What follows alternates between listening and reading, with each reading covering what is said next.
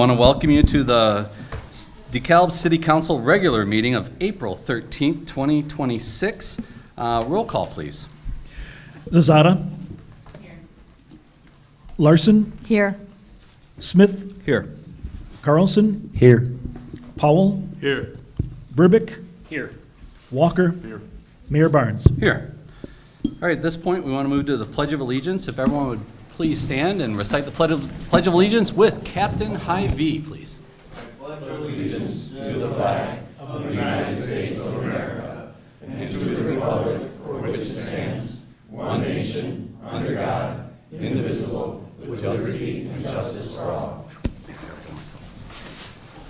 All right, thank you, Captain Hy-Vee. Good luck tonight at your trivia. All right, moving on to agenda item C, approval of the agenda. I would take a motion to approve the agenda as is. So moved. Second. Moved by Alderman Smith, seconded by Alderwoman Larson. Any comments or questions on the agenda? Hearing none, roll call, please. Larson. Yes. Smith. Yes. Carlson. Yes. Powell. Yes. Burbick. Yes. Walker. Yes. Zazada. Yes. Mayor Barnes. Yes, the agenda has been approved. Moving on to agenda item D, presentations. The first one, we have a National Public Safety Telecommunications Week presentation. I'm going to go ahead and read the proclamation. Whereas emergencies can happen at any time and require immediate police, fire, or emergency medical response, and quick dispatch of police officers, firefighters, and paramedics is vital to protecting life, property, and public safety. And the safety of these responders depends on the accurate and timely information provided by the City of DeKalb's public safety telecommunicators. And telecommunicators serve as a critical communication link for police, fire, and medical personnel by monitoring their activity, providing essential information, and helping ensure their safety. Telecommunicators support daily public safety operations, assist in apprehending criminals, help suppress fires, and guide emergency medical care. And each telecommunicator performs their duties with professionalism, compassion, and dedication. And April 12th through the 18th, 2026 is recognized nationally as the National Public Safety Telecommunicators Week by the Association of Public Safety Communications Officials and the United States Congress. Therefore, I, Cohen Barnes, Mayor of the City of DeKalb, Illinois, do hereby proclaim April 12th through the 18th, 2026 as National Public Safety Telecommunicators Week in the City of DeKalb in recognition of the telecommunicators whose dedication and professionalism help keep our community and first responders safe. Can we get a round of applause for our telecommunicators?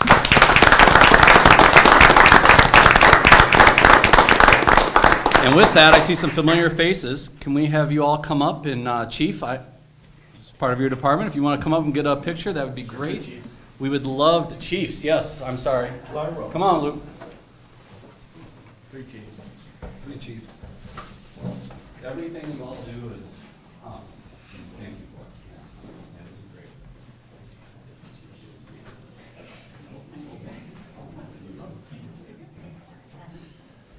All right, we gotta squish it in. What do you think, Scott? All right, that'll do it. All right, we'll do 2 in 3, 2, 1. Thank you. All right, thank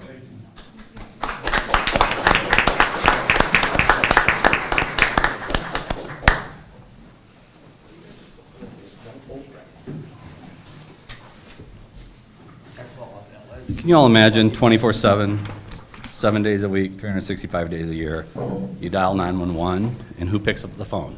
They do. That's a heck of a job and a heck of a responsibility that they have.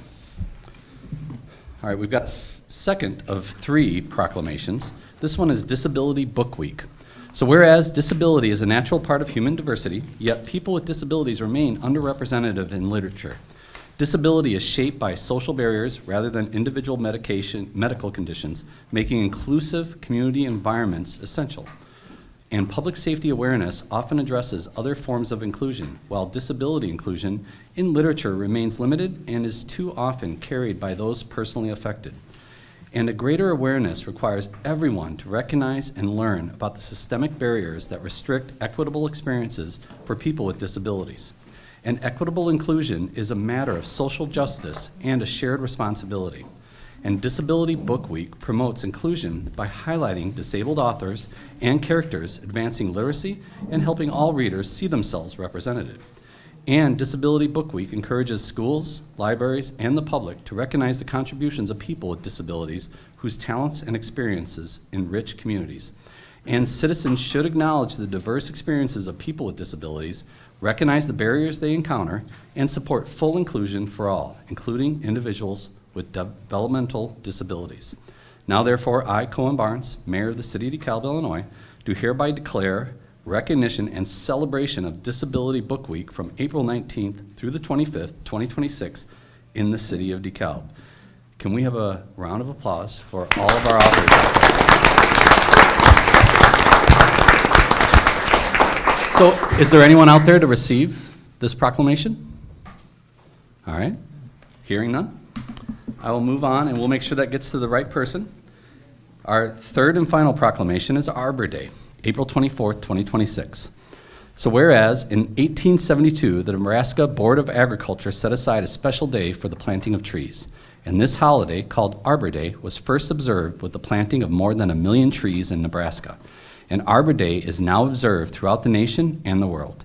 And trees can reduce the erosion of our precious topsoil by wind and water, cut heating and cooling costs, moderate the temperature, clean the air, produce life-giving oxygen, and provide habitat for wildlife. And trees are a renewable resource, giving us paper, wood for our homes, fuel for our fires, and countless other wood products. And trees in our community increase property values, enhance the economic vitality of business areas, and beautify our community.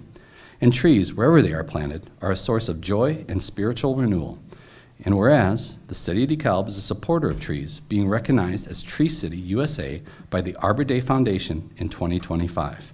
Now therefore, I, Cohen Barnes, Mayor of the City of DeKalb, Illinois, do hereby proclaim April 24th, 2026 as Arbor Day in the City of DeKalb and encourage all residents to celebrate Arbor Day and to support efforts that protect and preserve our community's trees and woodlands. I further urge everyone to plant trees that will uplift the spirit and contribute to the well-being of current and future generations. I'm not sure if we can give a round of applause to trees, but how about everyone that support Arbor Day out there?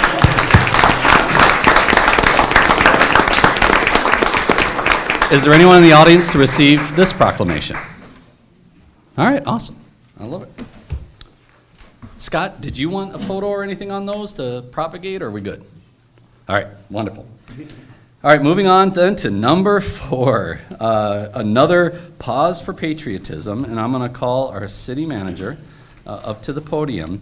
For those of you that might be new to this, so it is the 250th anniversary of the signing of the Declaration of Independence. And what we've done at the City of DeKalb here is before every meeting, we take a pause to recognize the signing of such a significant event in our history, but more importantly, our own city manager has his doctorate in history and is an avid American history fan, studier, professor of, but he likes to school us every council meeting. Not school us, but share with us.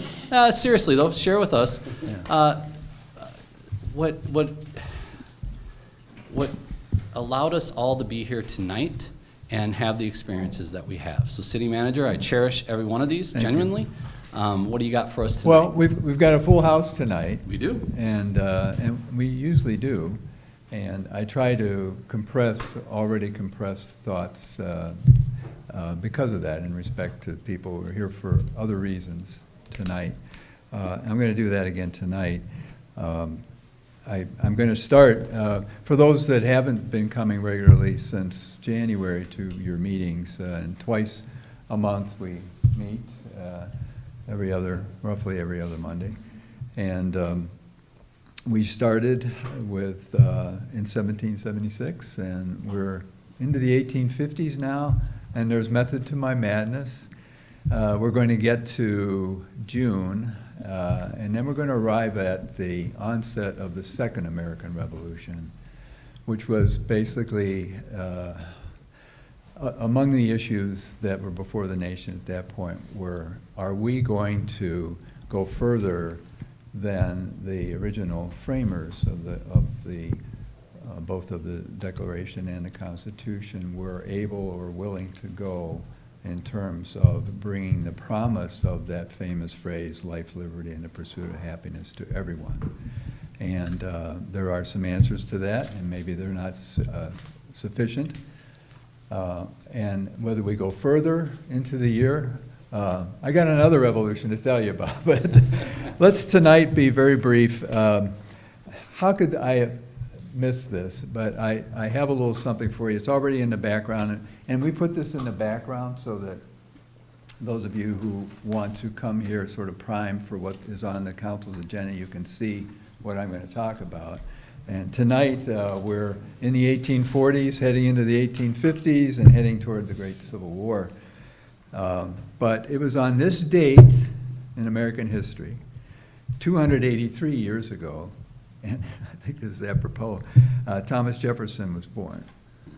And it's interesting that just before he died, and we talked about this 4 months ago, he and John Adams, two of the framers, died on the same day, exactly 50 years after the adoption of the Declaration of Independence. But within about a week of that, in his last recorded rest, he was mulling or musing over what it was that people would remember about the Revolution. And he had reached the conclusion that people would never really know what was at stake, as much as they'd like to, and not meaning to diminish the astuteness of his then contemporaries. But he said the living through it, the chances taken, the risks endured, and the losses that were braved are just almost beyond our ability to describe. And so has been my challenge over the last 4 months. It's hard to bring life, as I'm trying to do tonight, to the Compromise of 1850. How many live and die for that? Not many. But it was a step along the trail to coming to terms in a very violent way through our Civil War at mid-19th century, toward grappling with the incomplete portions of the Revolution of 1776 to 1783. So while we're detached from this history and we're trying through individual stories to get just a little flavor for what was at stake and whether we would do something like that or not, it's just very hard to grasp. But I am going to give you a couple things which I think we can grasp, maybe a little more than some other things. Tonight I just wanted to talk very briefly about some small voices with big impacts. And everyone in this room can have a big impact at different points in their life.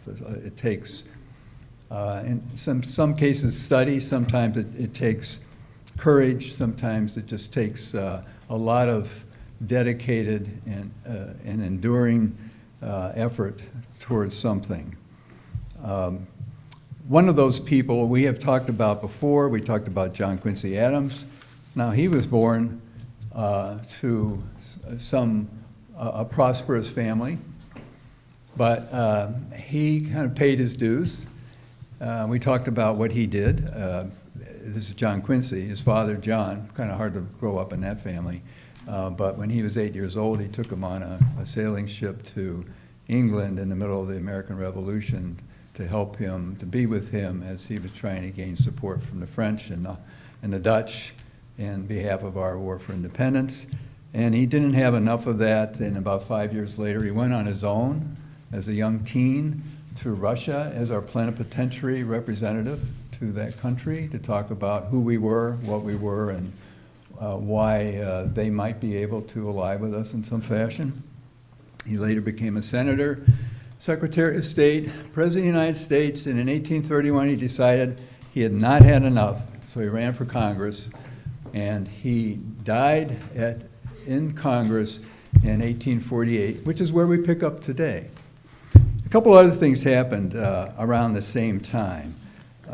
While John Quincy was talking in the rather peaceful environs, still rather peaceful, of the U.S. Congress.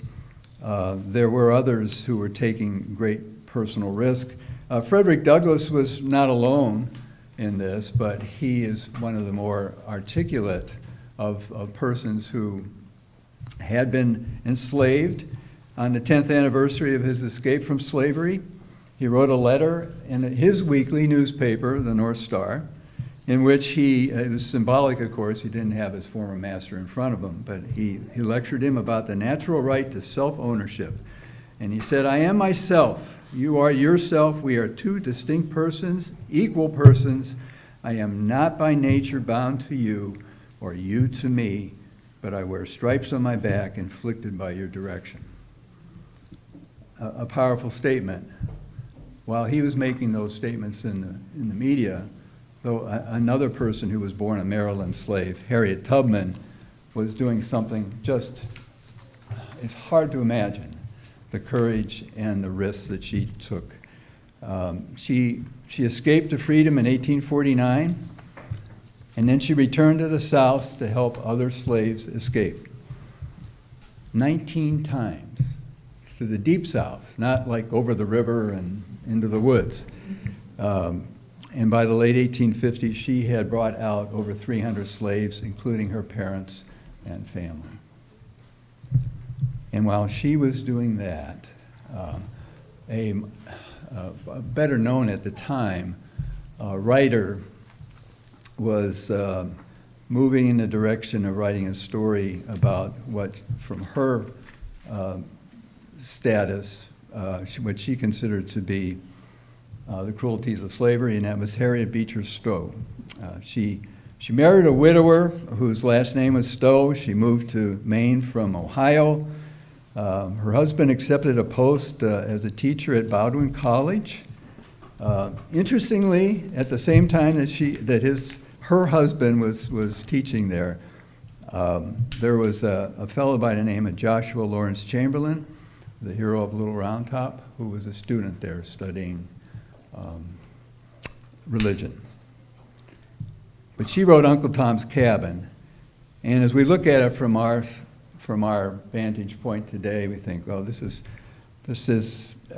interesting, it's moving, it's not as literary as things that we might pick up today, but it had an impactful effect on opinion, at least in the North.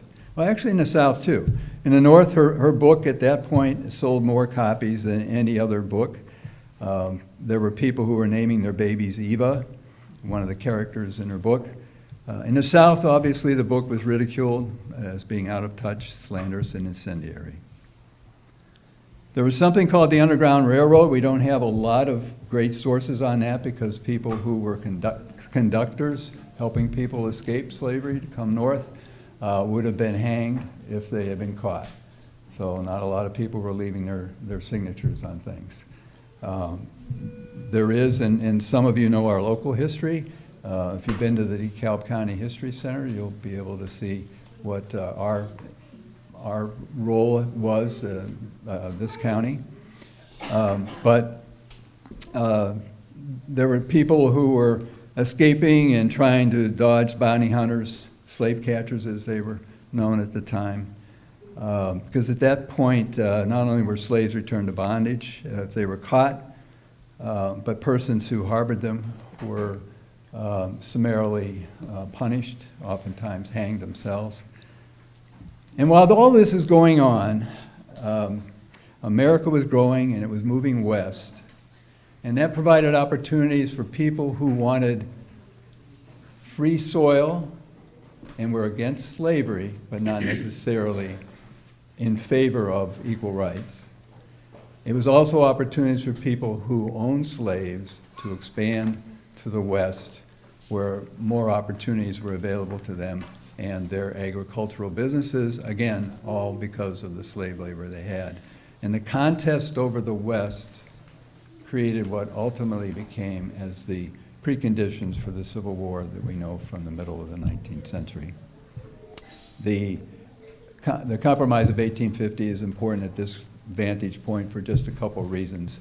Like a lot of things we're even seeing today, in a divided Congress, it didn't last as a compromise. It's tried to set forward some terms that would prevent a collision over the issue of slavery. It was not successful in that way. And in the next 2 meetings, we're going to see why. So that's all I have to say tonight. Thank you for being patient. Appreciate you.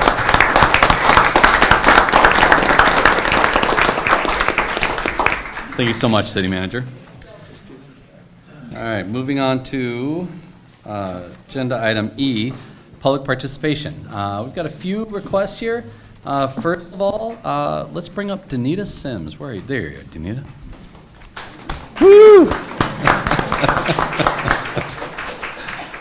Well, thanks so much. It's so good to see everybody working so hard on a Monday night. What's also happening this evening, I'm the Director of Programming and Community Development for Opportunity DeKalb, as well as the lead instructor for our Breakthrough Community Business Academy. And we actually moved our classes for this cohort right upstairs, so on the second floor, and we thought we'd come down. We have some of our class here. These are local entrepreneurs that live in the county. They each have businesses that have been in business for quite a while already, some food trucks, some service, health and wellness, and we just wanted to come say hello. We're right upstairs working hard to make sure our businesses are legitimate and profitable. Profitable, that's good. Which I know this group here would completely understand. So we just wanted to come say hello. We were in the same building, and you guys get back to doing your business.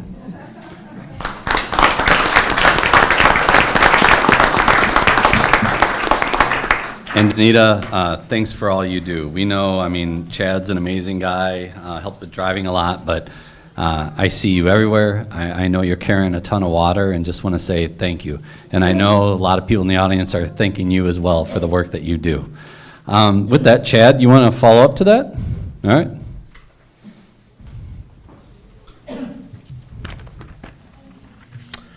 So good evening, Mayor, Council. For those that don't know me, my name is Chad Glover, and I'm with Opportunity DeKalb and Breakthrough Business.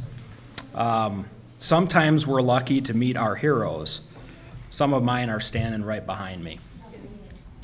I spend my time in our community working alongside people who are trying to build something, a business, a career, a better life for their families, often starting with very little. What I've learned from that work is that the people closest to the challenges are usually the ones with the best ideas for how to solve them. But they're not always the ones who get asked. There are decisions being made every day in communities like ours about economic development, about where resources go, about what gets prioritized, that shape people's lives for years to come. I believe those decisions are stronger when they include the voices of the people who are most affected by them, not as an afterthought, not as a box to check, but as essential partners in the process. That is what our organization tries to practice every day. We listen to the people we serve, and we let them prioritize and guide our work. We've graduated 3 cohorts of our entrepreneurs from our business academy. You meet the 4th right behind us, who graduate this June. People from our community who are building businesses that serve their neighbors. We built partnerships with the city, with NIU, with Kishwaukee College, and organizations across the country.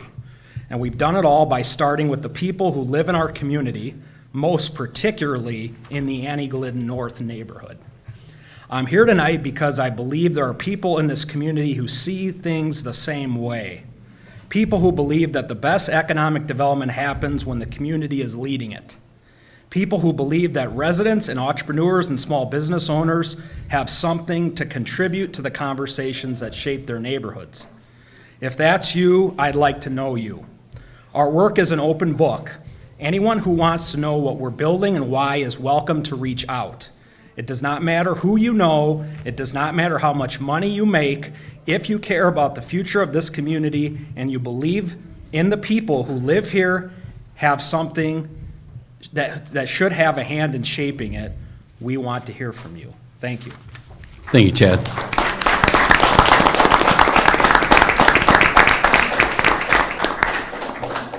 Thanks for coming out, y'all. All right, then I have Lorraine Dixon. Lorraine, are you here? Oh, hello, Lorraine. Hello.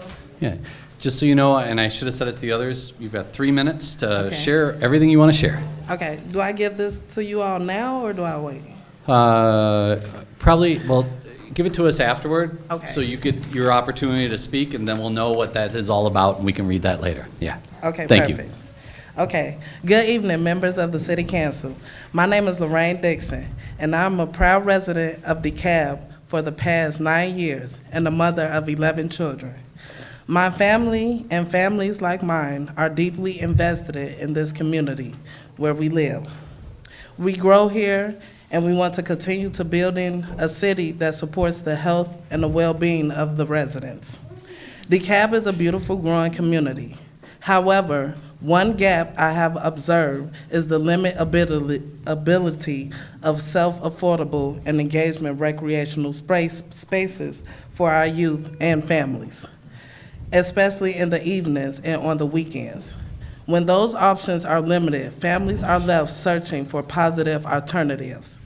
This is why I'm here to propose Sunshine on Wheels, a roller skating facility designed to serve as a safe, supervised, and welcoming environment for our community. Organizations such as American Heart Association recognizes skating as a form of acrobatic exercise that supports health and overall wellness. But beyond the physical benefits, spaces like this foster something equally important, a sense of belonging. Roller skating is more than just a recreational. It is an opportunity for young people to stay active, for families to spend meaningful time together, and for our community to create jobs and supporting small-scale entrepreneurship, and drawing visitors from surrounding communities who are also seeking positive recreational options. As a resident and a parent, and someone who believes deeply in the future of this city, I am simply presenting an idea, and I'm offering a commitment to do the work to continue growing of DeKalb in a meaningful way. I respectfully ask for your support and your approval to move forward with this project. Together, we can create something that not only fills a gap, but strengthens the fabric of our community. Let us give our residents, both young and old, something to look forward to, something to belong to, and something that reflects the best of DeKalb. Thank you for your time.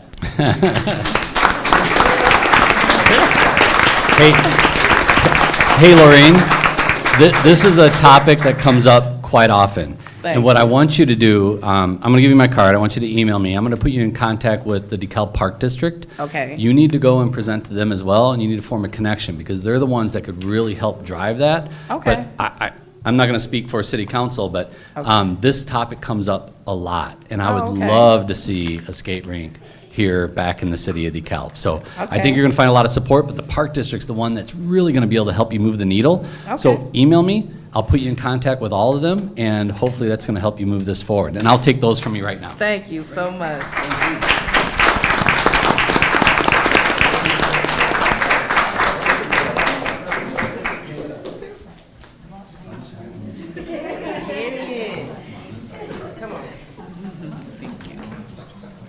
Disco, right up my alley.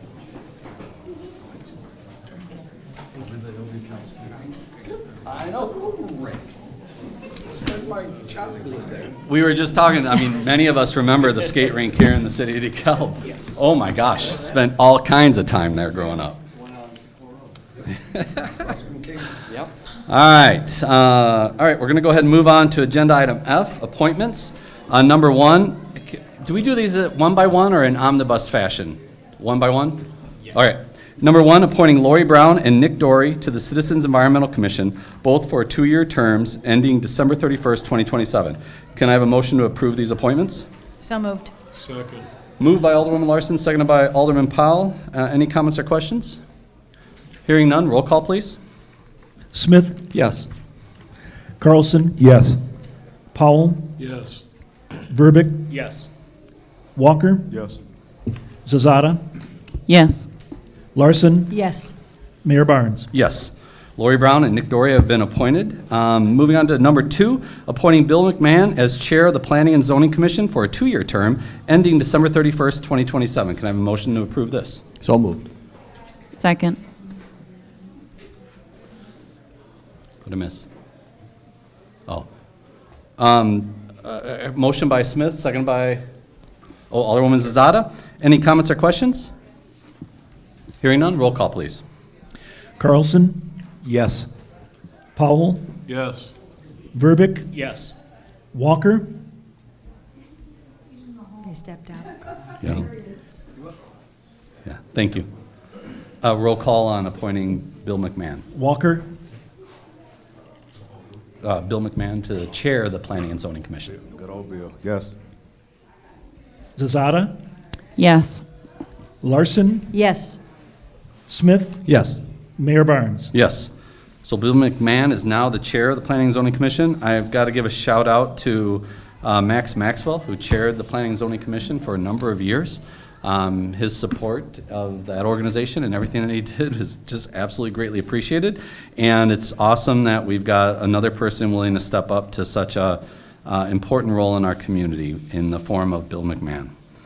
So then we have vacancies on the Planning and Zoning Commission. So the next one, number 3, is appointing Brian Shally to the Planning and Zoning Commission for a 5-year term ending December 31st, 2030. Can I have a motion to approve Brian Shally? So moved. Second. Moved by Alderman Verbic, seconded by Alderman Carlson. Any comments or questions? Hearing none, roll call, please. Powell, Yes. Verbic, Yes. Wonker, Yes. Zazada, Yes.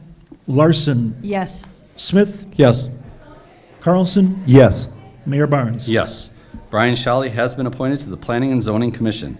Moving on to agenda item G, consent agenda. Number 1, minutes of the regular city council meeting of March 23rd, 2026. 2, accounts payable and payroll through April 13th, 2026 in the amount of $3,722,041.17. 3, investment and bank balance summary through February 2026. 4, year-to-date revenues and expenditures through February 2026. And 5, Crime-Free Housing Bureau report, March 2026. Can I have a motion to approve the consent agenda? So moved. Second. You got it, Chief? All right. I have a motion by Alderwoman Zazada, a second by Alderman Powell. Any comments or questions? Roll call, please. Verbic, Yes. Walker, Yes. Zazada, Yes. Larson, Yes. Smith, Yes. Carlson, Yes. Powell, Yes. Mayor Barnes. Yes. All right, the consent agenda has been approved. Moving on to agenda item H, public hearings. We have none. Agenda item I, considerations. Number 1, consideration of a proposed entertainment district in the Central Business District. Can I have a motion to bring it to the floor? So moved. Second. Moved by Alderman Zazada, seconded by Alderman Walker, City Manager. Thank you, Mayor. I think we're crawling toward warmer weather on a consistent basis, and this time of year, one is reminded of some of the fun things that people can do in a vibrant downtown. For a number of years, there has been conversation about the possibility, and here we've entitled it an entertainment district, but without maybe that title, people have been talking. These are downtown merchants, members of the city council, city staff, visitors, and so forth, about, are we planning to do something like, and then they'll fill in the name of a community to our east in King County or DuPage County. And we've thought about this in the past, and the framework for it has a number of examples as we go east of here.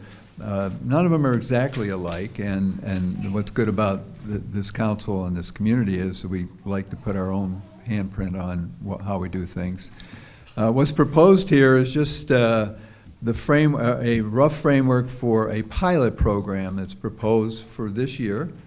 Could look at it at the end of the calendar year, and one of the suggestions was if you approve something like this or something like it, then we would bring it back to the council, say in December, you know, how'd we do? What'd you think of it? What was the impact of it? Good, bad, indifferent?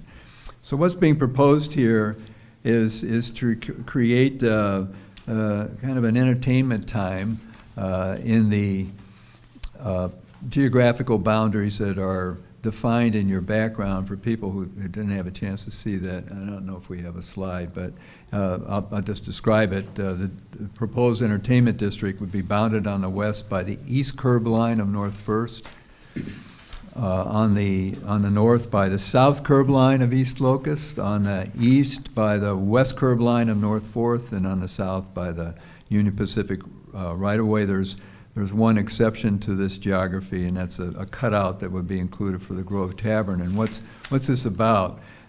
This is about allowing persons in this defined area, patrons of participating businesses, to carry a single alcoholic beverage in a city-approved branded cup. And this approach is intended to increase pedestrian activity, particularly from late afternoon into the evening.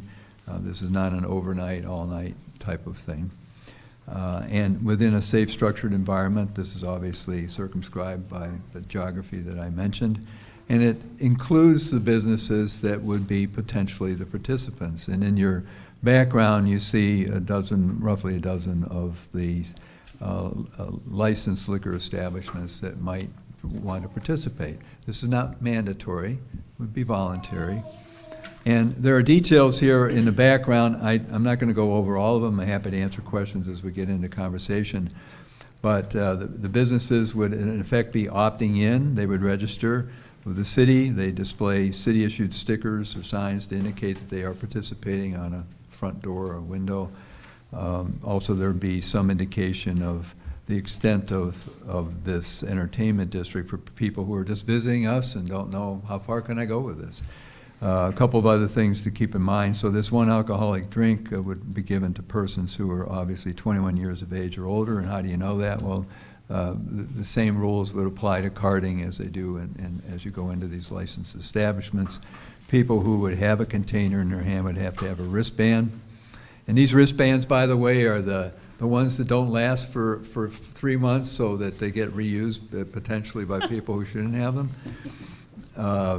They're the paper ones, and if they're tightly on there, you have to cut them off, and they're not good except for that day.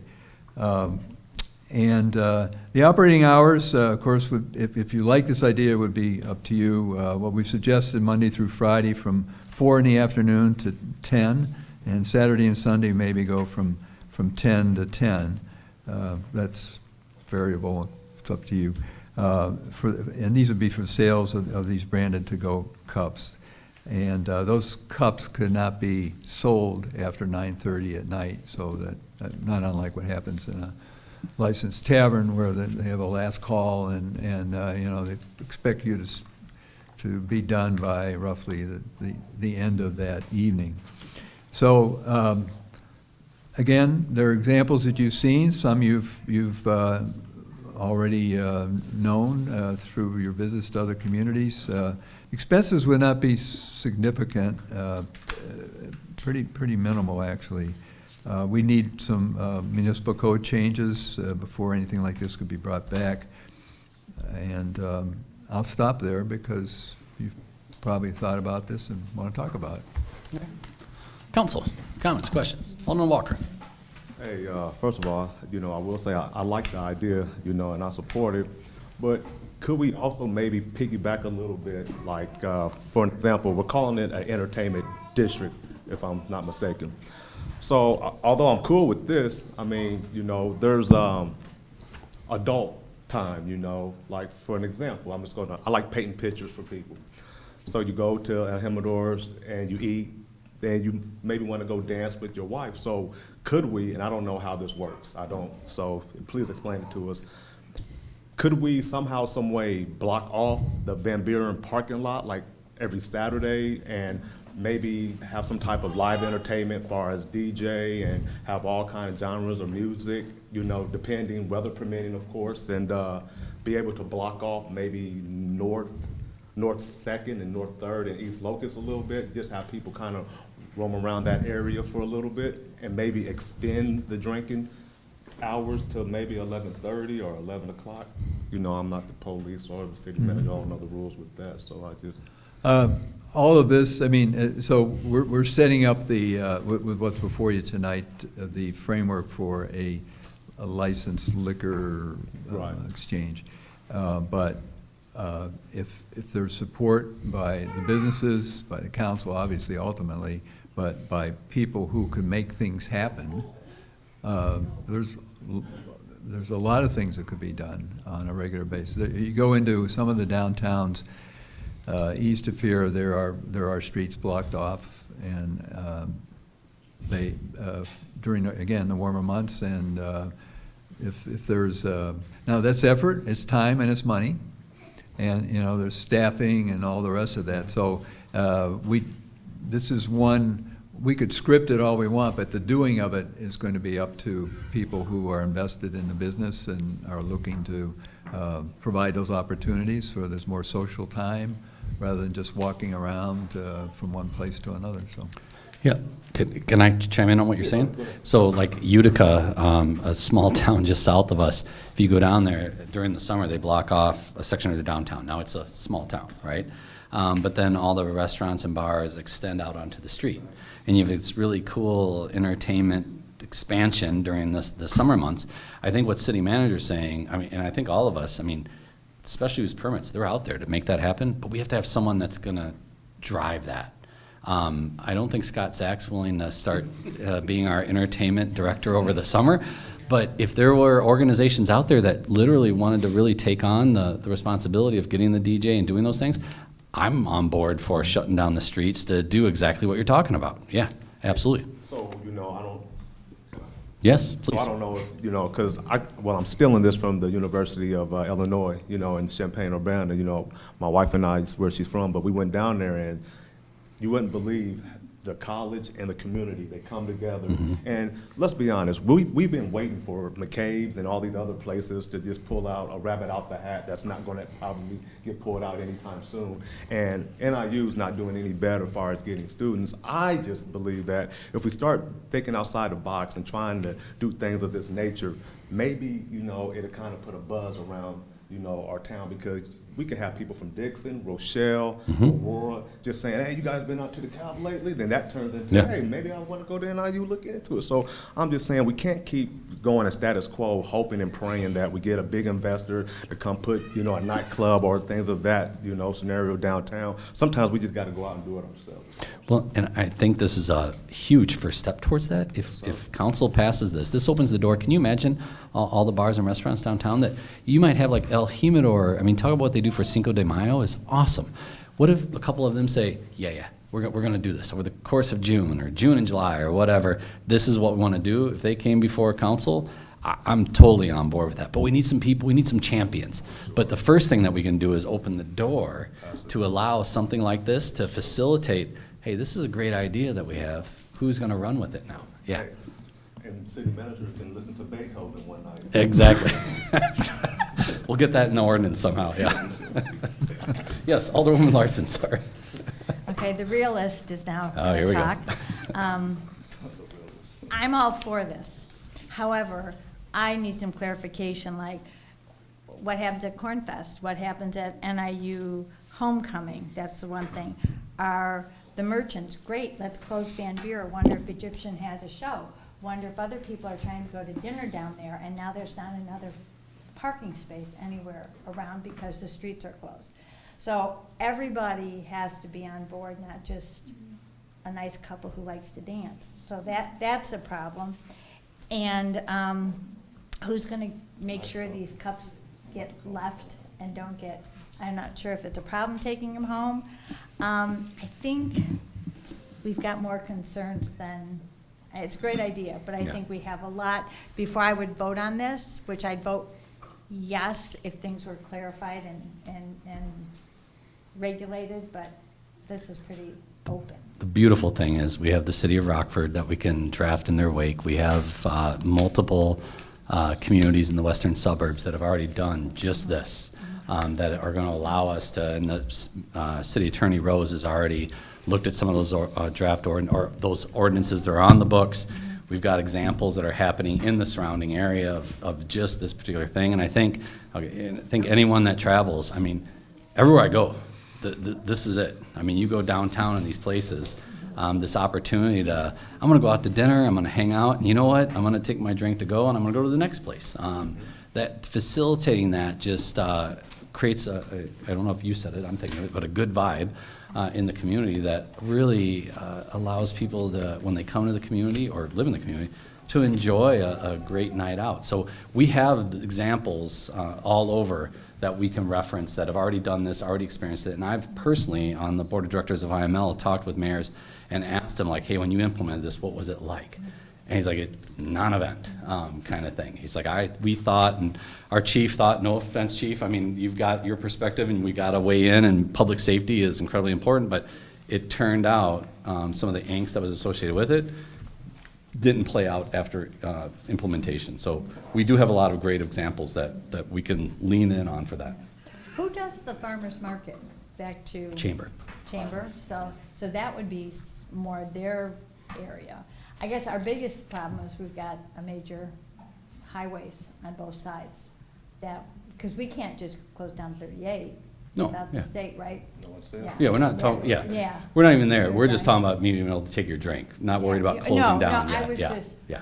I was going from the dream to the reality. Okay. Yes, exactly right. But no, working with the Egyptian, working with the Chamber of Commerce, absolutely, all the stakeholders on how can we make this successful. But the first thing we can do is eliminate this being a limitation of future events potentially. Alderman Carlson. Alderman Burbick was ahead. Oh, I'm sorry. I don't cut. Just to dovetail Alderman Larson, from a standpoint of enforcement, to city manager, do you have any comment on what enforcement may look like? We've had recent discussions about concerns of people gathering in our parking lots downtown, so I could see this somewhat encouraging that practice. Well, yeah, I mean, obviously, Chief and I have talked about this. This is a challenge for, we'll have to have people who are in the downtown, some of our officers. And now, we have for a long time been committed to community policing.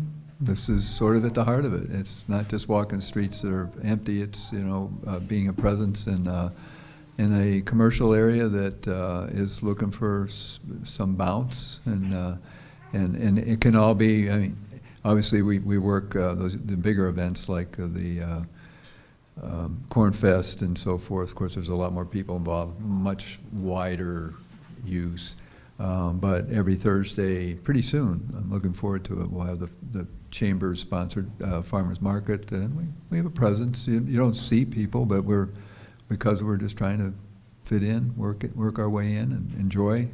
Although in this case we wouldn't be drinking on the job, but we would be making sure that it's safe and friendly. And Yes, perhaps, just to continue, perhaps then a safety plan along with this if council supports the idea. So a couple of quick things on this. One, there was a grand experiment done, I think 7 years ago, and it was the DeKalb Corn Classic. And the term was coined free-range drinking, where you have the DeKalb Corn Classic, you got 800 people running that race roughly right now, and they offer the ability to be able to get a beer and hang out in Van Buren Plaza with no gates, no anything. I mean, Fatty's is there, making sure people are of age, right? Everything's done from that due diligence. But what would something like that actually look like? Would it get out of control? Would it expand? And it turned out to be, now for 7 years, an absolutely non-event. So then downtown merchants started doing, I can't remember where they do the wine and shopping. Well, we had that First Friday thing for a while. Yeah, exactly. So you could go and get wine, and you could drink, and you could shop that establishment, and you could go from business to business to business. And it's been a non-event. So I think the city has dipped our toe in the water of this. Mm-hmm. Now, maybe we're not ready to go to 11:30 at night, but there's first steps, right? First step, if we did it during, I'll call it reasonable hours, chances are the element that we might be concerned about is not going to be as active during that time. And that allows us, what I'm probably most excited about is our downtown merchants being able to create new events and new things that they want to do, that this is going to help facilitate. And we have the opportunity to see how it goes. And just like everything we do here, nothing's permanent. We can rescind it. We can take it back. We can change it. But I think there's enough case studies out there and communities that we can lean on for the public safety piece that you're talking about as well. We've already proven we can be a responsible community in many ways with some of the events that we already have going on. And this just allows a little more freedom for those kind of things to naturally happen. And then, of course, we can monitor and survey and see if it's something we want to continue. Alderman Carlson, sorry. I just wanted to comment, this last Thursday, I went to Sycamore and they had Taste of Spring. And now there was probably, I'd say, 300 people. 97% of it was women. So it went great, no issues or anything. What are you saying? It did. It went great. And you got a wine glass, you went to Merchants. Oh, yeah. And they had flags out front that said who was participating in that. I figured it out within 2 seconds. And it was nice. It even rained, and there was no issues. It went really nice. So it's very ironic. It worked out great. I see it working the same way, as long as you can in the future tweak it. Yeah. But it's right in our back door just last Thursday night. Yes, Alderwoman Zada. I'm 100% in support, super excited about what this could do for our downtown merchants. I just want to mention, I was at Earthfest this weekend, and I was like, oh, that sounds like a lot of work. I was talking with someone who was working on the sustainability plan for NIU, and it just felt like an interesting connection with this project because, like Alderman Larson was saying, the cups at the edges of the boundaries, right? And so the NIU sustainability plan was talking, the person I was talking to was talking about basically like having cups that you bring back. And so, and then they all get like a QR code. I know it sounds a little weird. I understand. I was like, what, who, how, it was complicated. It seemed complicated, but I don't think it's that hard. So I'm just throwing that idea out there too with this, because if you make it sustainable, it's a little more exciting, a little more Could modern. be aluminum cups, reusable, yeah. Right, absolutely, and make them reusable. So Yeah. that's all. That's my 2 cents. I think this will go fantastically. I think that we discredit people's capabilities often. Yeah. Alderman Powell. I think it's a great idea as well. I think it's a good opportunity for downtown, make it a little bit more vibrant. I think as far as safety, the safety plan is the everyday plan, policing and monitoring, like any other situation. But I think it's a great opportunity. The downtown needs a little bit more than what it has.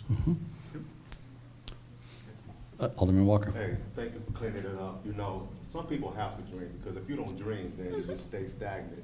Some of us, don't go to bed at 8:30, 9 o'clock, and people in my ward have been telling me we need something to do downtown. And if it's a beautiful day, I don't see what's the matter with doing, some of the things that I would like to implement. But you're right, it all starts there, though. Mhm. You said it starts Ground zero. there, Yep. and we can tweak it, and I like, Yep. I like this, so. Yep. appreciate it. Alderman Smith. I agree. I do like the idea. I think where I like, maybe the term we're looking for is starting this with baby steps. Rather than going all in, ease into it a little bit, see how it works. But I think your plan will work. Maybe this is more for Scott. I know he's on Downtown Merchants Association. Would they take a lead on something like this, do you think? I mean, that would be ideal. Some of them, I think, absolutely will be excited about the opportunity this is going to bring for some sort of events downtown, because we're already seeing it with some of the merchants now. And I think Yeah. along with that, you guys were talking about, using Van Buren. Well, if somebody we have to avoid the conflicts, and I think the conflicts are, we can't have something down there if the Egyptians got going on. So I agree with you. How do we manage that, and who could manage that so we don't have conflicts? But I think it's doable, 100%. Yeah, So- I mean, it's not like I don't know why people just think it's supposed to happen overnight, of course. But, no, I'm just saying, you have to work within a team in the city, and, you can lead that and, put people in the right spots, so. Yeah, I think it's really No, you're doable. right. Yeah, I agree. Yeah, and being cognizant of our stakeholders that we have right now, 100%. Yeah. Alderman Larson. And I know that sometimes meetings aren't always well attended until people find out after the fact. They talked about what, and I didn't go. So I hope that whenever somebody has a meeting with the restaurants and the downtown merchants, because I really would like to get their input, since they're down there every day, every night, of what, okay, that's gonna be great, or let's do it this way. That would just make this vote so much easier to go through right away. I totally invite you when we have that meeting with everyone to come and, no, I'm not kidding. I know, and I know. Tuesday, you'll right? come. Yeah, absolutely. You know I can. Yeah, so it will be meeting with all the different merchants and talking about, hey, this is what we're doing, how can we make this as successful as possible? Yeah. We want it, 'Cause, yeah, we want it to work. I mean, you bring up the Egyptian, obviously, this council is so supportive of the Egyptian Theater. Last thing we want to do is undermine anything that they're doing. But then you got Back Alley Market, what they're doing is mind-blowing. And then the farmer's market, they're expanding those hours. It's like, And the Back Alley Market is by local people that just Yes. started putting it together. correct. So we can coordinate, I think this is just going to be enhancement and expansion of what the movement is right now. We're just giving them some more tools to be even more successful. Yeah. Just pick their brains and make it successful. Yep. Awesome. Go for it. All right, any other comments or questions? City manager, do you have what you need to I do. go I forth? do. All right, so we'll have a meeting with We will. the downtown And I folks. think we need to get the chamber involved in a big way here. 100%, This is- yep. This is a natural for them. Yep, agreed. All right. Thank you. Okay. All right, beautiful. Then moving on to,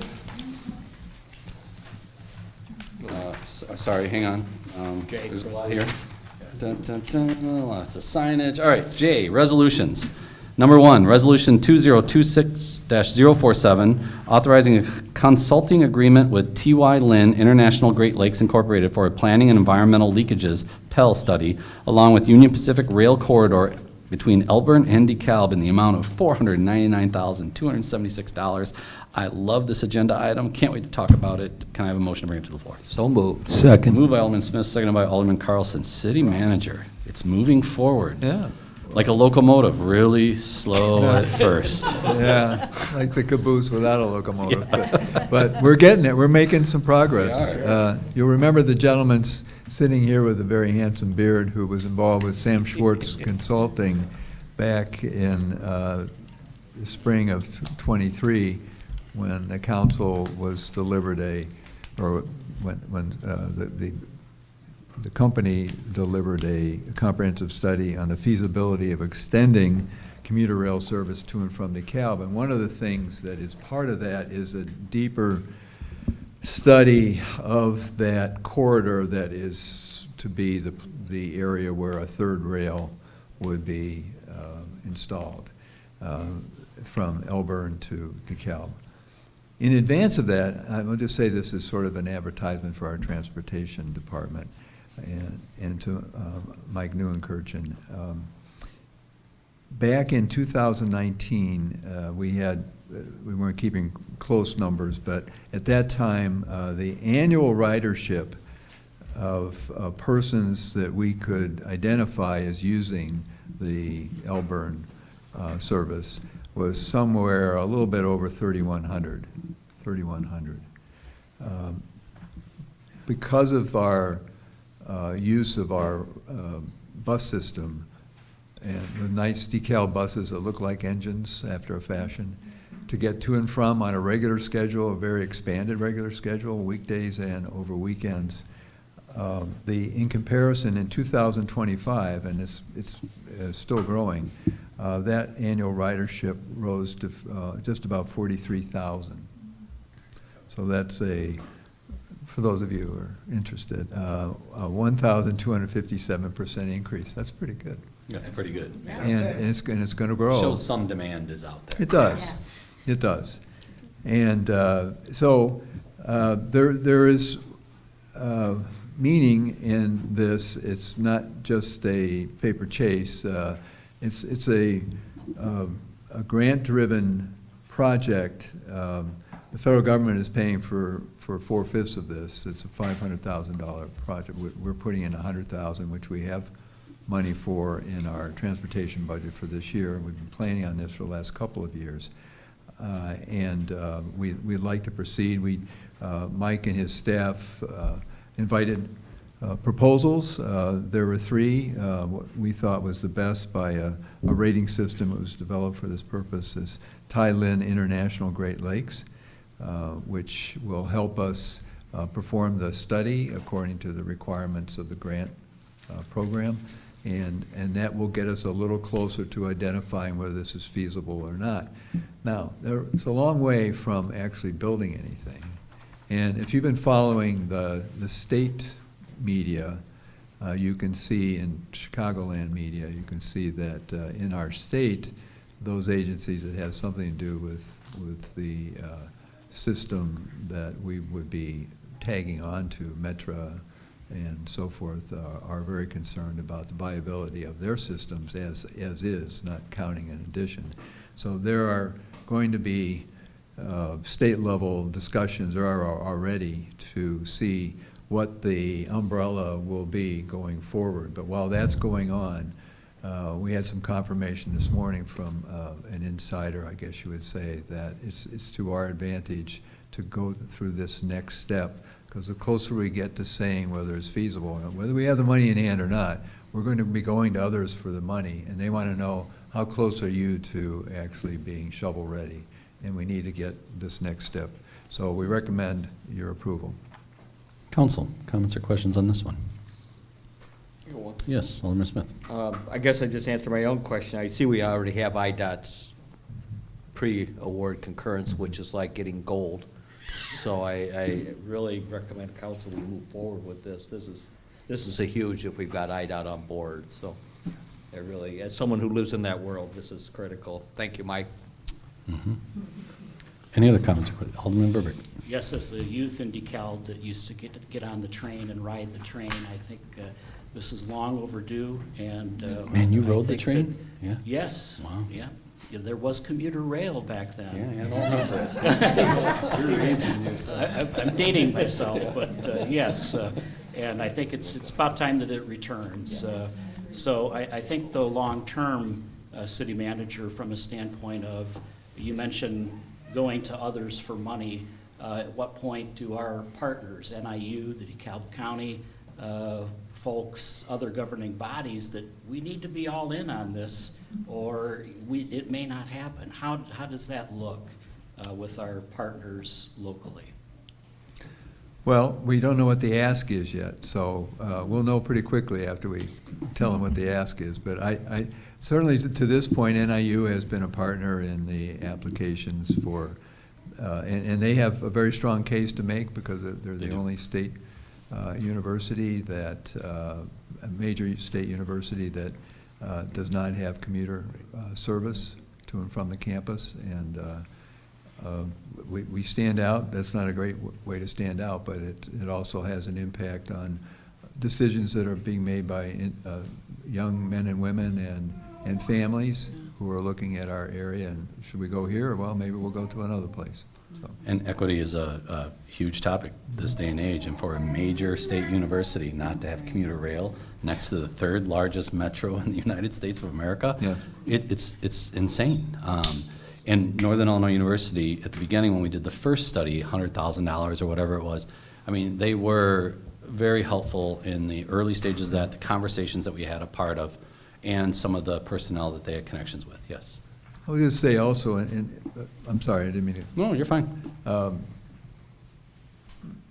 won't beat this to death, but I think it's important to note that as the state level agencies are looking, and regional entities are looking at the cost of future rail service, I think they're also going to be reviewing some of the things that were laid at our feet when we were thinking about what will it take, and we got to that $350 million number, because we were going to have 4 extra train sets just in case one broke down, and then the second one broke down, and the third one broke down.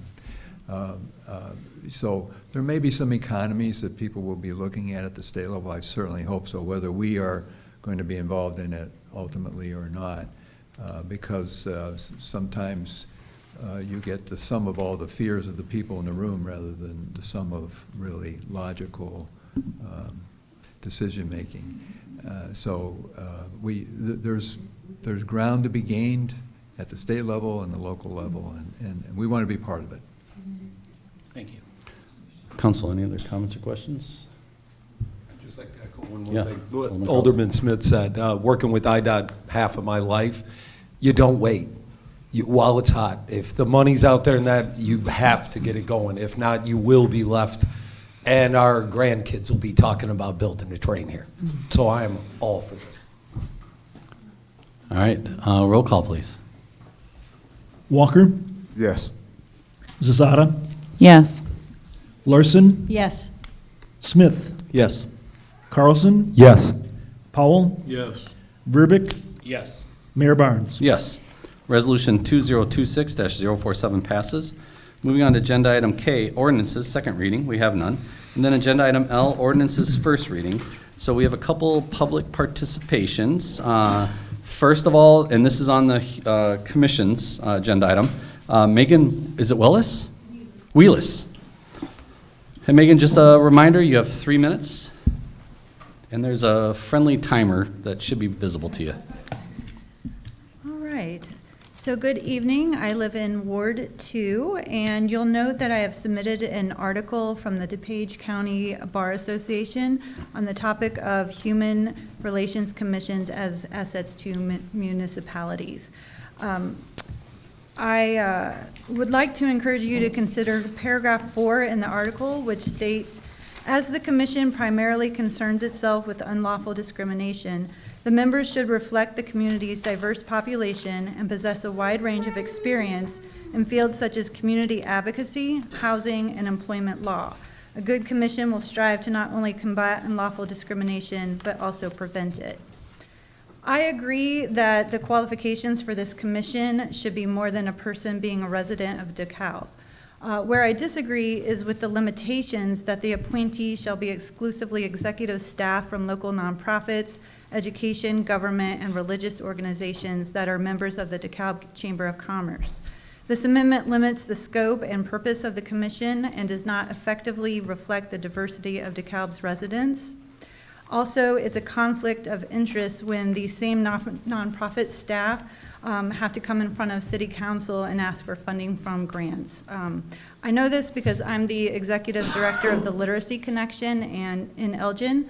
And like most local nonprofits, our resources are limited and the staff's energy is focused on the agency's mission. We work long hours with very modest salaries and carry a heavy workload. To ask a nonprofit executive staff member to volunteer on the Human Relations Commission without compensation takes time and energy away from our work. Also, while our nonprofit agencies do their best to serve an underrepresented population, their staff do not necessarily reflect that population. As a white woman in an executive position, I rely on the expertise and leadership of my Latino coworkers who are immigrants or from immigrant families. They work directly with our learners and advise me on best practices, cultural sensitivities, and current events affecting our learners. They too are leaders, and we work as a team. And I feel strongly that DeKalb's HR Commission should act in this manner as well. So I urge you to really lean into the strength of this town's diversity and turn towards the leaders in the Latino, African American, LGBTQ, Muslim, and other communities here and seek their advice and counsel. Let them meet regularly so they can create events and programs that effectively inform and proactively engage residents. Please avoid the status quo of past commissions and the limited amendments in this proposal. I'd ask for you to table your votes this evening and look for those who are change makers and experts living here, because I think you'd be pleasantly surprised. Thank you, Megan. And I think we're definitely aware of the awesome diversity we have in our community and so many of the great leaders that we have. Next one, Amy Dell.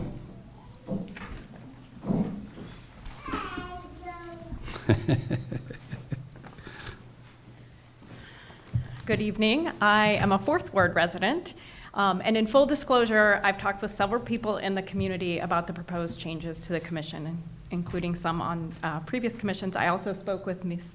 Wheelis, and we coordinated some of our comments to maximize our use of the 3 minutes. And I do agree with her comments and want to add a few additional notes. I think the proposed change to the Human Relations Commission that requires members be executive officers of nonprofit organizations that are members of the DeKalb Chamber of Commerce is incredibly limiting. For example, in just my quick research, I found that there are 35 churches in DeKalb and only 13 that are members of the DeKalb Chamber of Commerce. So I wonder how many other nonprofit organizations might we be excluding if we make that change? So I think we need to be really careful about that change. I think the conflict of interest, and that is also a very real concern. I think we also want to think about that perception is just as important as the reality of that in that effort. In the nearly 12 years that I've lived in DeKalb, I can say that we are making progress towards being a city that embraces diversity, but we're not done yet. And now is not the time to take a step backwards. Now is a time to lean in and make an effort to engage with our community. I believe that democracy is very messy, but it is worth it. I also want to address the concerns that I have about the changes to the Citizens Environmental Commission. As a former ex officio member of this commission, I know that it has really struggled to find its voice and to be heard in the city. But in my opinion, these changes make it worse. The ordinance suggests to me that the commission will not bring issues to the council, but will just study issues that are brought to them by the mayor. I might ask if the data center was an issue that was brought to the Citizens Environmental Commission to study. I couldn't find any minutes that suggested that it had. And if not that sort of issue, what sort of issues might that commission consider? The ordinance does say that the commission is responsible for seeing that the city's sustainability plan is implemented and monitored for progress, but then it also goes on to say that there won't be regular meetings. So how do we monitor a sustainability plan without having conversation about it? There's also is a line in the proposed ordinance that has been struck that says a report documenting progress on the implementation and monitoring of the sustainability plan shall be submitted to the City Council annually for its review and comment. And it's no longer there. So if the Citizens Environmental Commission isn't providing a report, then who is providing a report? Are we still committed to a sustainability plan? And Alderwoman Zasada talked about the NIU sustainability plan, but what is our work on that? And how do we intend to work towards that? As I said before, now at this time in our history is not a time to take a step backwards, but to lean into making democracy better, and I think that we can do that here. Thank you for your time. Thank you. All right, then, so we have ordinance number 1, ordinance 2026-012, amending Chapter 44, Landmark Commission, Chapter 46, Citizens Police Review Board, Chapter 49, Human Relations Commission, Chapter 50, Citizens Environmental Commission, and Chapter 68, Citizens Community Enhancement Commission of the City of DeKalb Municipal Code. Can I have a motion to bring it to the floor? So moved. Second. Moved by Alderman Carlson, seconded by Alderman Smith. City Manager. Thank you, Mayor. So back to the beginning of this conversation. So a couple meetings ago, I brought forth I won't call it a challenge so much as I guess the question, in that we have currently 14 different boards, commissions, and committees. What is the council's pleasure going forward? And I was reporting some staff concerns about difficulties in getting quorums and so forth, and boards and commissions that are volunteer wax and wane sometimes in terms of energy, and you know, life happens. People find things in their lives that may not be more important, but are more demanding, and at times when commissions and committees meet. So even allowing for that, in recent years, there have been some issues in that way that have posed the question for, at least at the staff level, what is our purpose? What do we see as the impact and the ongoing or long-term benefit of this or that initiative? So some of those boards and commissions, without any particular debate, everyone's more or less agreed that you know, state government or a matter of local governance requires that they exist, and pretty much as they are. In terms of state government, I'm thinking about our pension boards. There are defined roles and responsibilities that are beyond our ability to change. We have a building code review board which doesn't meet very often.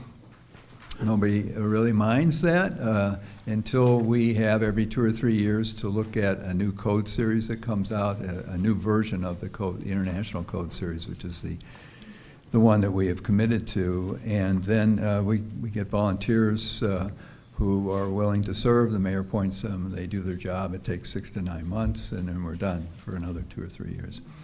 Board of Fire and Police Commissioners, another state-imposed construct, and it has certain roles and responsibilities. Our DeKalb Public Library Board, don't have to say anything there. We have a Finance Advisory Committee at the local level, which the council feels is important to play a role in the creation of the annual city budget. And they have 3 meetings, and we've had this system now for some time, predates my arrival here in 2019. I think it's working pretty well. So we didn't propose any changes in that.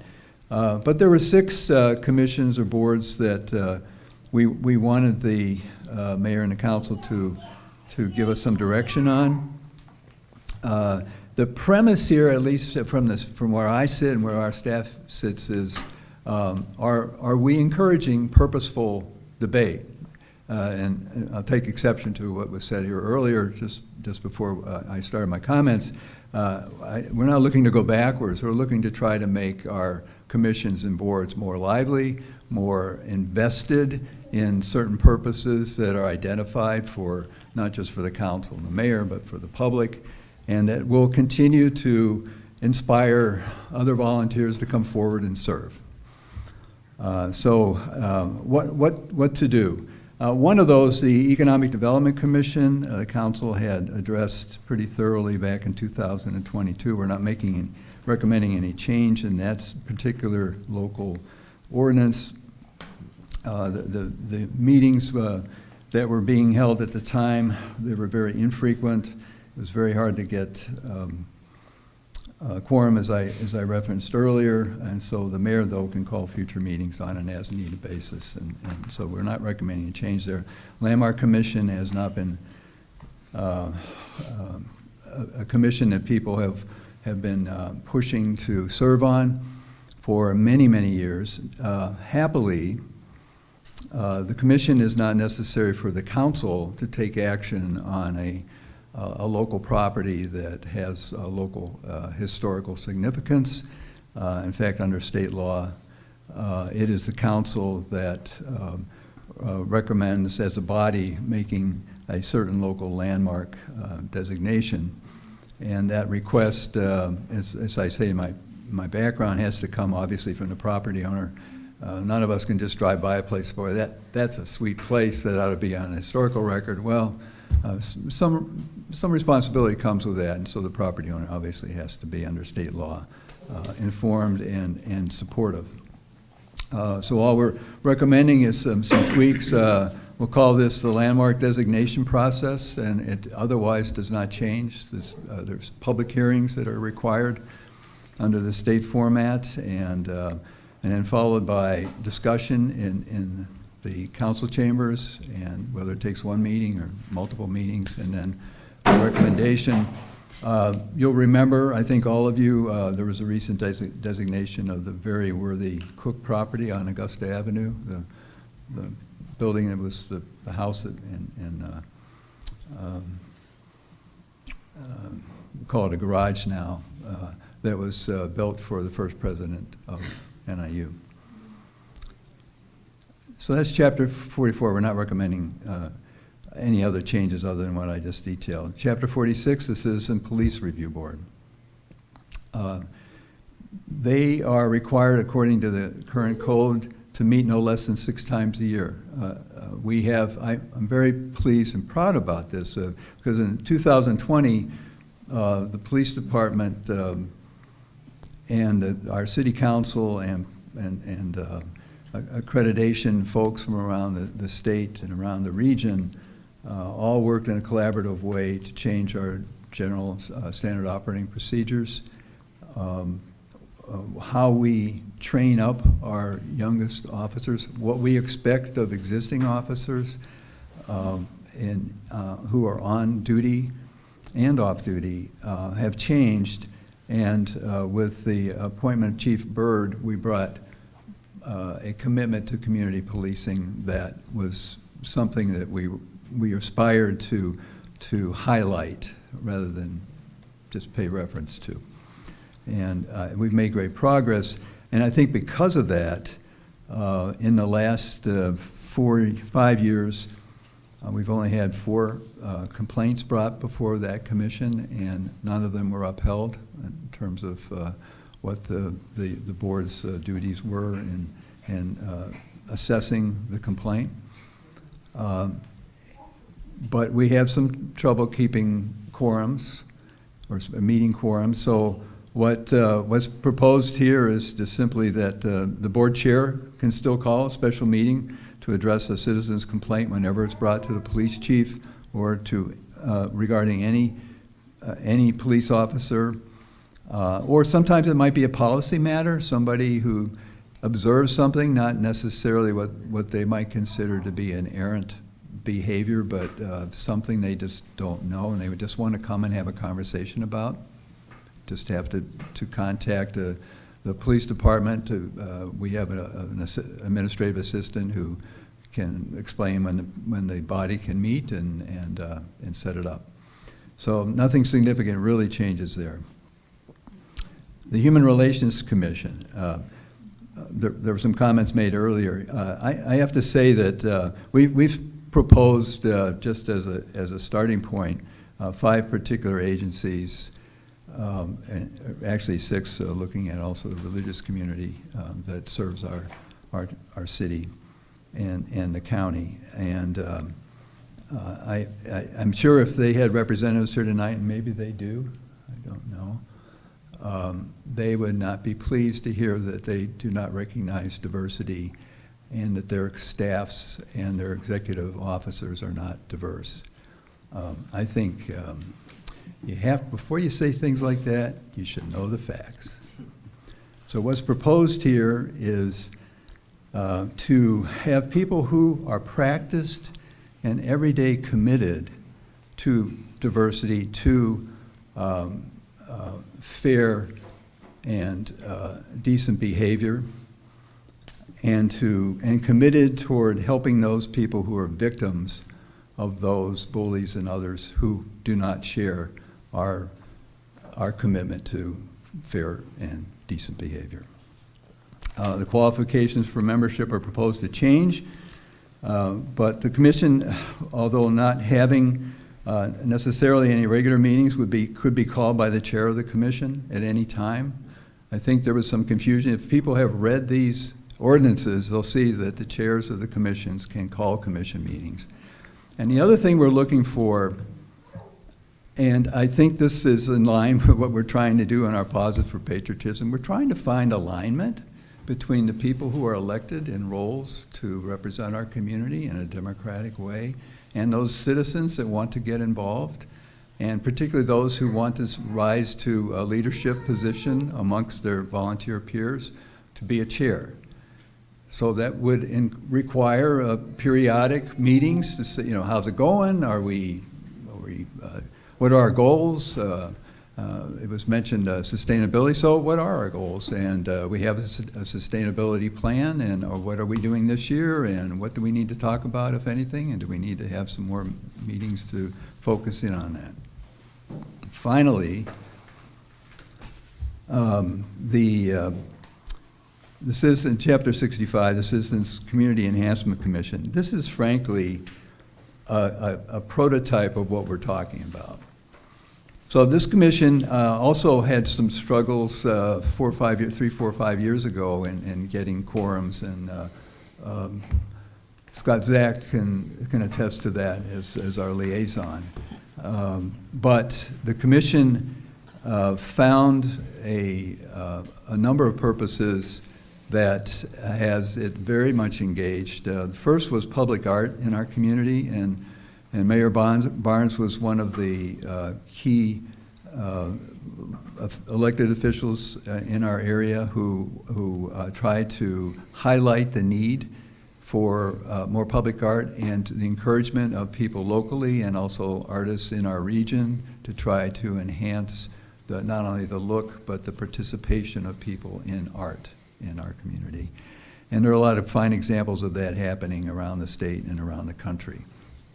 The other piece is our 250th anniversary the mayor challenged the commission, in addition to the art focus, to, and back in December, to plan ways that we can highlight the adoption of the declaration, and to inspire people to think about whether or not it still is meaningful to us. Does it still inspire us? And in what ways does it? In what ways doesn't it? So in other words, have community dialogue rather than better fireworks, more parades and so forth, and to try to keep that dialogue going. And I think what's at the heart of all of these changes in ordinances before you tonight is that inspiration. So I'll stop.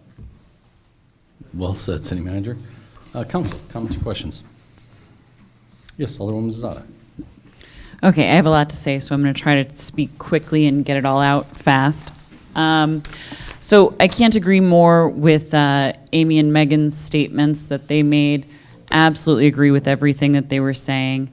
I see where the city manager is coming from. I've been serving on council for 7 years now, and I served as liaison between the council and the Economic Development Commission, as well as the Citizens Community Enhancement Commission. And when I started on council, we had 2 meetings at the beginning of council. We'd have a COW, which was the Committee of the Whole, and then we'd have this meeting. And early on, I talked to the city manager, and I was like, what is the point of these 2 meetings? Everybody's confused. They don't know when or why they're coming to which one. And I think we moved forward with narrowing it down. And then, you know, in the similar vein, we were working with the same situation with the Economic Development Commission. So I was serving, you know, like, I am passionate about economics. I love economics, right? And I'm like, yay, let's go to these meetings. But it was worthless. It was doing nothing. We were not doing anything. I know all of the people. Not because of the people that were serving on it. Of course, Right. not Yep. because of the people serving on it, but because it was sort of redundant with the, you know, DC EDC, right? And so it wasn't super useful. So that one made a lot of sense. We scaled it back on the meetings and such. And so I will say that despite both of those views and understanding that we want to value our city staff's time and we want them to be as efficient as possible and not waste their time with superfluous meetings, there are a few that I just cannot see having a permanent change with. And a permanent change to saying like, oh, we'll just meet when the leader decides that they meet. And so those that I would be against changing would be the Human Relations Commission. The Citizens Environmental Commission. I think that the Environmental Commission has struggled to get support from the council, and as a result, it's made it sort of impossible for them to do anything. So I would really encourage us to look deeper into what the Environmental Commission has been doing and truly consider some of their ideas. And then, you know, the Citizens Community Enhancement Commission, you know, they've taken the leadership on murals in the community. They've done Paint-A-Plug. They've done the electrical boxes. There's a coming mural on Lincoln Highway. All of these things that the Citizens Community Enhancement Commission, it's a mouthful, has done are very significant. And, you know, I know that our city clerk leads that commission, and it is hard to get a quorum. And I would totally support, you know, him choosing like, oh, let's only have this quarterly, right? But I do think that there need to be some established in advance at the beginning of the year meetings planned for so that the community can plan to attend them, one, and so that there's actually an intentional plan to see that work is being done, and then yes, it can make it more valuable when there are fewer meetings. But I think they need to have some committed planned meetings for those specific groups, the HRC, the Citizen Police Review Board, the Citizens Environmental Commission, and for the Community Enhancement Commission. And just a Okay, City Attorney? I was gonna say, for clarification, like, you mentioned the Enhancement Commission.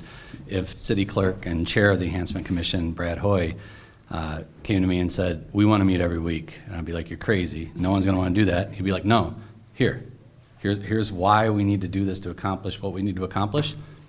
On board, absolutely. And just to clarify, all the proposed amendments do is to eliminate the requirement of a mandatory minimum number of meetings that were in the code. So it actually empowers the commissions, because it says that they can meet as often as they choose to regularly meet, right? So they can take a vote and say that we're gonna have these regularly scheduled meetings. Then there's another part that says you're gonna have these special meetings if it's referred to by the mayor, and that'll be referred, as the mayor was indicating. The council, the committee chair will come and say, I want to meet once a week, and the mayor will say, you're crazy, right? But go ahead and do it, right? So, and like to substantiate it, like even talking with the Citizens Police Review Board, and I talked with Chair Maurice McDavid, he absolutely was just like, that'd be great, because if they have 12 complaints, then they're going to meet 12 times a year. But if they have 2, then they're going to meet 2 times a year. If he wanted to come and say, we've got 2 complaints, we're going to meet 2 times a year, but we want to do 2 meetings for training, awesome. But right now, we require multiple of our commissions, you have to meet, and the issue is, they're not. There's either nothing to meet on, or they can't get enough people to meet. And the amount of time and energy that generates, it's not necessary. And that's, to the city attorney's standpoint, is just trying to allow a little freedom for our commissioners and commissions, because Brad Hoy is an amazing chair. I know it firsthand. I worked with him on the Enhancement Commission years and years ago. Could be a new Brad in the future. Could be the Environmental Commission. Could be a new commissioner like Julie Jesmer right now is phenomenal, having her in the chair position of the Enhancement Commission. Those are going to ebb and flow, and it's really given the commissions the opportunity and the power to help determine what it is that they need to be successful. Yeah. I do think having Safe Passage have a space on the HRC or the Police Review Board could be really valuable, recognizing that that's one of our highest elements of domestic violence, crime right now. But so I would assume you would agree with the Family Service Agency as well? Well, I mean, like, I can see it, but I'm just saying it is a conflict of interest. It's awkward. It's not. But Safe Passage receives money from us. Right. I'm just saying, like, because domestic violence is an issue is the reason that they would be, relevant there. But otherwise, I'm just saying it's very awkward to just say, hey, we're just going to use these organizations. I've got Alderwoman Larson, real quick, and then I'll hit you, City Manager. Alderwoman Larson. What I'll say about a lot of our commissions, and there are certain trainings we have to go through, like Open Meetings Act, FOIA, all that stuff. But we don't have necessarily informative, educational meetings about exactly what commissions are supposed to do. We even had an issue with, earlier on, when I first came on, about planning and zoning, that they were actually kind of voting like we would vote, and they're not elected by you. You, the city, has put us here. We are your voice, and we try to listen to whenever you reach out to us. And everybody, anyways. So sometimes when you get just Joe Public that shows up, they don't have a clue. Some of them really want to get on because they have a certain axe to grind with somebody. And so to try to pick from more people who are dealing with issues from our community, but know probably proper procedures, how things are handled, what is appropriate. That's why I look at that if we get from the business side with Hope Haven and different things, we're not going into all the background, what's happened before, and hopefully they're not having a personal axe to grind. And so I just feel it'd be a little bit more professional.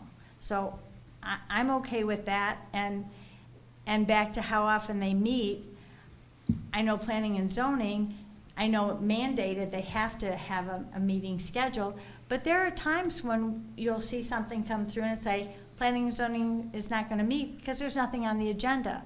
So to me, all of these could almost be, you have a monthly meeting, the first Thursday of the month, or this or that, and there might be something that comes out a few days before, nothing on the agenda. So yes, there is one. If something shows up, people will know when it'll be. If you filed a complaint, you'll know when it'll be heard. But if not, it can just go out.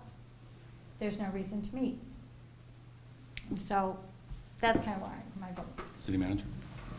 I think this might be a moment for the city attorney to explain what a conflict of interest is. There are certain prohibitive conflicts of interest. As an example, if executive directors of any of the community agencies that receive some of our human service grants were part of the rating team that makes decisions on who gets what and how much they get, that would be prohibitive. But when you live in a small town and you've got so many people who are working in the social service area and the public's interest, there is another grouping of people who may rub shoulders from time to time, but then from a policy standpoint and from an executive decision standpoint are not creating a conflict. And I'll let city attorney. I'll echo it. It's not a prohibited conflict of interest, and the Human Relations Committee is being formed with the intent to be a policy advisory body so that they can't take what's called final action on anything. That can only be done by the city council. They would be given a mission or an agenda, so to speak, and they would come up with policy suggestions, right? But then those suggestions would have to be acted on by the city council. So if there was even what we would call an appearance of a conflict of interest, if it wouldn't be an illegal conflict of interest, but that would still go before the city council, and they were the ones that would have to act on that recommendation or suggested advice. And a point of clarification too, it was brought up like putting this burden on the nonprofit community. I talked with the executive directors of each one of these organizations and some at great length early on about this idea. What do you think about it? Do you think it'd be effective? Would you be on board? And each and every one of them absolutely thought it was a great idea. Look forward to working with the 5 of them. At this point, can be more. We can expand it, just like we talked about in the last agenda item. This is just phase 1. We can figure out how to continue to improve the thing.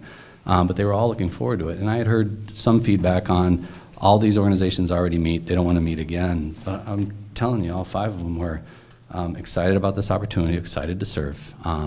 So they're in full support of what we're trying to do as well. Yes, Alderwoman Zada? Yeah, I guess it's not so much that, but rather, and I understand that's why I was saying it was awkward. But I think the issue is more so that I imagine that whomever created the original Human Relations Commission really intended for the members to be part of the community. And I can't remember, maybe it was Alderman Larson was just saying something about, yes, it's nice to have professionals in roles, but I think that most of our commissions are highly professional, and we even go through the process of, collecting resumes and such often. So I do believe that the Human Relations Commission should continue as is, and it's going to be a challenge when new people aren't appointed to a commission to maintain its activity. So I still believe that the HRC should remain unchanged. Alderman Burke. Agreed, and I spoke at length at the last meeting, so I won't belabor the point of where I stand, and the speakers did an outstanding job this evening of describing exactly how I feel. And no different than the members we appointed this evening. Mayor and council, we did an outstanding job of reviewing those applicants for these committees, and I have every confidence that mayor and council would choose for the Human Relations Commission in particular would choose those people that would be, to your, you pointed on not just a resident, but someone that really wants to put forth an effort toward whatever the improvement is they seek, right? So I think Chad Glover summed it up earlier very well with the quote, those that are closest to the challenges. I think that's what we really need to look at, and Alderman Zasada, you touched on it very nicely. So yes, the expertise of these groups, great, but I do believe the Human Relations Commission needs to be those residents that want to make a difference in DeKalb. I love you brought up the ones closest to the issues. And I mean, when you look at these five, at least in my time as mayor for the last 5 years, if you want to talk about 5 organizations that I've regularly been in communication with, especially Hope Haven, Family Service Agency, and Safe Passage, they are the ones that are absolutely closest to this issue, or the issues that would be coming before the HRC. And one thing we all have to remember is they're all governed by a board of directors, which are regular folk in the community that get appointed to be able to give them guidance and make sure that they are able to achieve their mission. So what's fascinating about this concept is we're not just getting an organization that's coming forward that, one, is highly familiar with the issue, 2, highly familiar with what funding might be out there, what services might be out there to be able to address the issue, but they're also governed by a group of individuals that are passionate about those industries and are, like I said, regular folk from the community. So what we do, like, this isn't a suggestion that we're doing for every commission that we have on the city of DeKalb, but we've got some stuff we need to work through. And homelessness, I mentioned that before, is one of those things in particular. And for me, having that discussion, I'd much rather have it with Family Service Agency, Safe Passage, Elder Care, absolutely. RAMP is a component of that, but then Hope Haven on that particular issue, and what they see from an advisory standpoint would be the direction that we need to hold or take, rather than 5, 6, or 7 individuals from a variety of backgrounds in the community being the advisory council for something like that. Yeah, Alderman Walker. Okay, so, okay, there's a lot of moving parts here, but, you know, so I did read this, and I do agree with the 1st and the 6th Ward Alder people, but I kind of, you know, and vaguely kind of agree with this a little bit, but why couldn't we do this? Why couldn't we have, you know, these organizations, you know, for the people who want them, but then maybe add a few just regular citizens in town, you know, and we can play with it, right? Mm-hmm. At the end of the day, so it don't have to just be this, or just, because I think what people don't understand is that Alderman Powell and I, we both sat on the HRC, and we did the Citizen Review Board, but sometimes people just don't care, people just don't want to come. You know, it's hard in the town that sometimes you have to go out and beg people to do, you know, services, you know, for the town. But, you know, I can't, you know, badmouth any of those commissions or committees, because that's where, you know, I got my start, and I believe Alderman Powell did as well. But I think there is, you know, we can meet in the middle, I do believe, you know, because I do understand what you're saying about these organizations, because they are on the front line as well, but there are just regular citizens that are on the front lines as well. So I think we can kind of come together and figure it out. Alderman Powell. City Manager, Chapter 46, you said that the chair would call the meetings, but on here it says the mayor would call the meetings. Did you? Did you look in the ordinance? No, I'm just going right here off the agenda. Yeah, the ordinance is the key. That's what you're voting on tonight. Okay. So it'd be the chair of the board to call the meetings? Yeah. All right, that's all, I was just wondering. Yeah.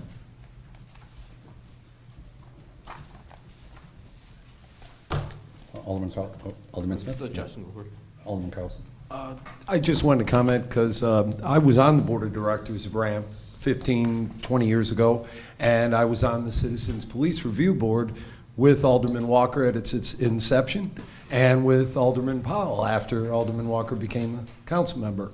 And if you both remember, from the day one, we changed it quite a bit, and I'll actually say you guys did. You brought up a lot of ideas, and we all voted on it, and we changed it as it went. But we did see some problems of sometimes a quorum couldn't, and I've never listened more in my life on a board. Why? I don't have a family. You guys do. It's an excused absence. I don't have a wife. I don't have things like that. So I had to listen to other people of how hard this was.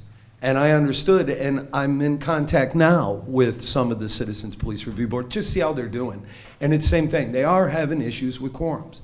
So I see this as something good. I just don't want it to be something later on that becomes, it's hard to say. I trust every single one of these organizations. I think you said something, Alderman Walker, about if they appointed people. But I don't want to take the citizen out of Citizens Police Review Board. So it's one of those things that you're kind of at a crossroads, and I think I'm with you or I think I see it the same way as you, is we have to try some new things.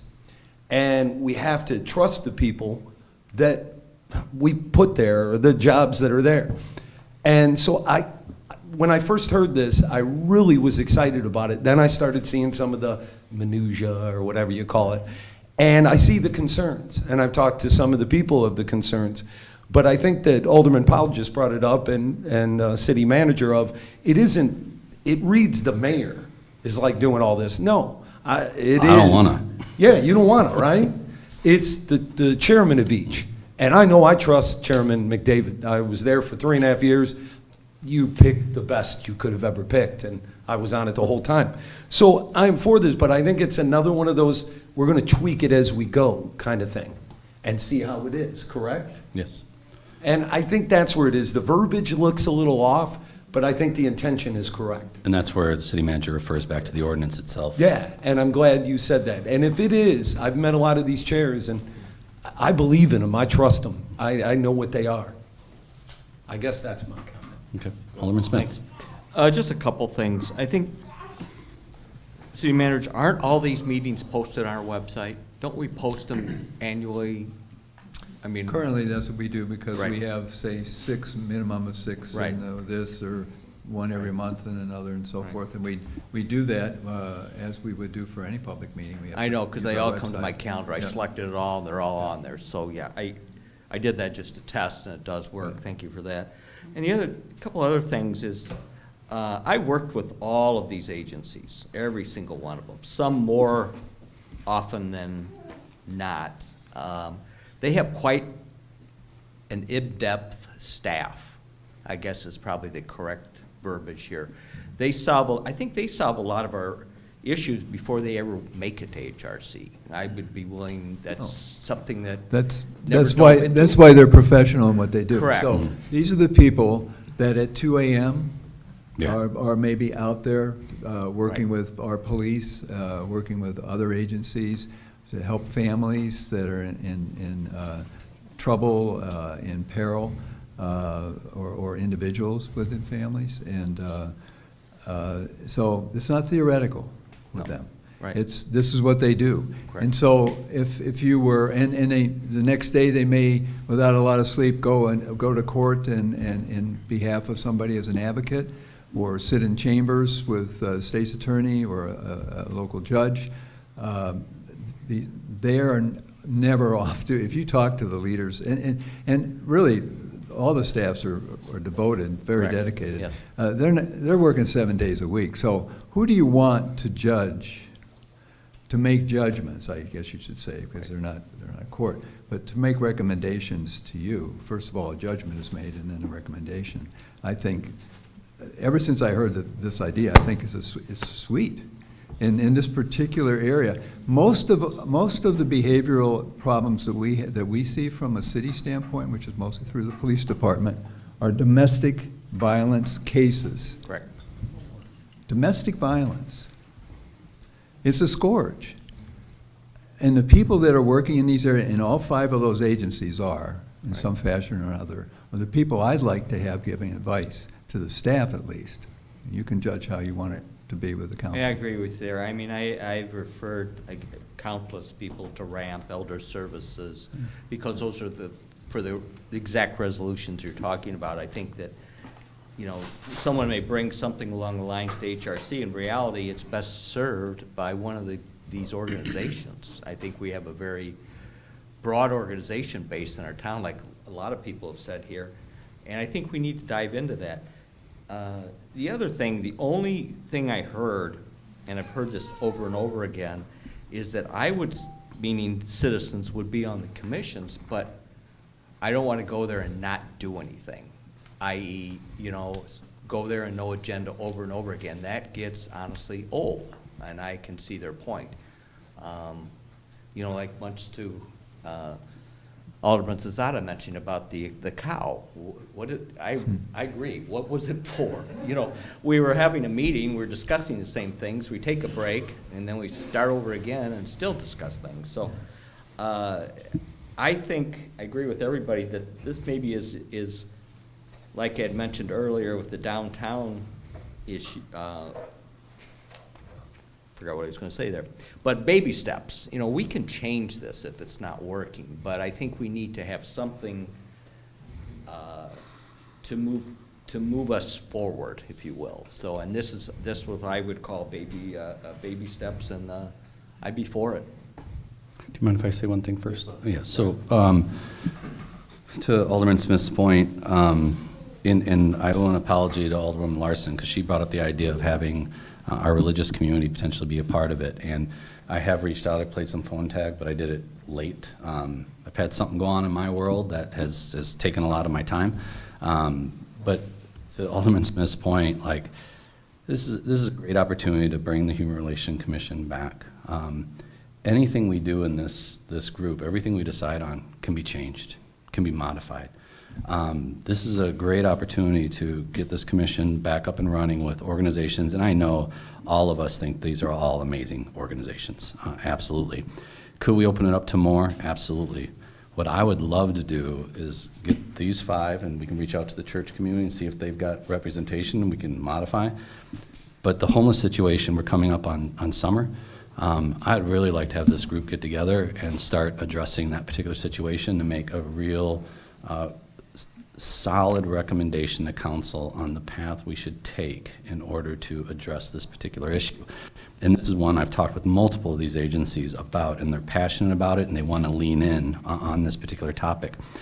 And to Alderman Walker's point, if we want to bring in individuals, we can always do that. I'd really love to see, try this, organizations, and if we want to enhance and expand, and we can talk to them too, because anyone that knows Leslie, or anyone that knows Tanisha, right, anyone that knows the people in these organizations, they want to do what's best, and they're open to whatever help they can get. But the interaction, these are all professionals that'll be in that group focused on and understanding the particular issue and all the opportunities that are out there to be able to address it. I would love to just see, let's form it, let's get them together, let's give them something to tackle, and man, if we want to modify in the future, we can modify in the future. Absolutely. Alderman Walker. Hey, so I just want to correct Alderman Carlson. You are a very strong component on that board, and we learned a lot from each other. I would say, just because you don't live in my world and I don't live in your world, don't mean that, we both don't understand what each other's been through.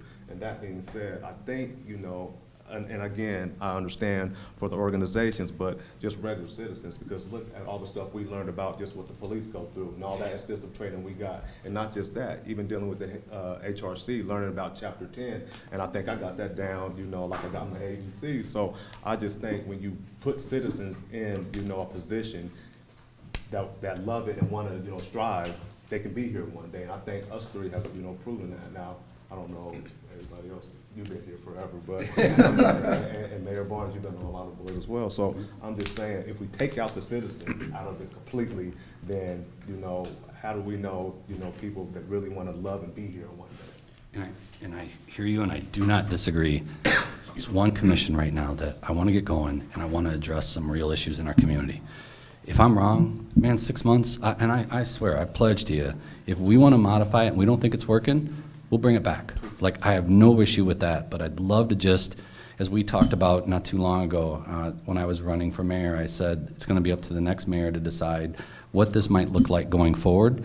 I'm a year into it, and I apologize for taking so long, but I want to try it. But I do pledge, if we don't believe it's working, then you'll have my support 100% to bring it before council, and we'll talk about changing it. Yes, Alderwoman Larson. Well, and just Oh, Alderman Powell next. one thing about, like, regular citizens, to me, killing two birds with one stone with, like, bringing churches in, because they're not, that's not their job, that's their devotions or Mhm. whatever, but that's just regular citizens. That one church, when we had the fire on Oh, Hillcrest, yeah, they were great. I mean, they were just Yeah, like remember? Yeah. right there.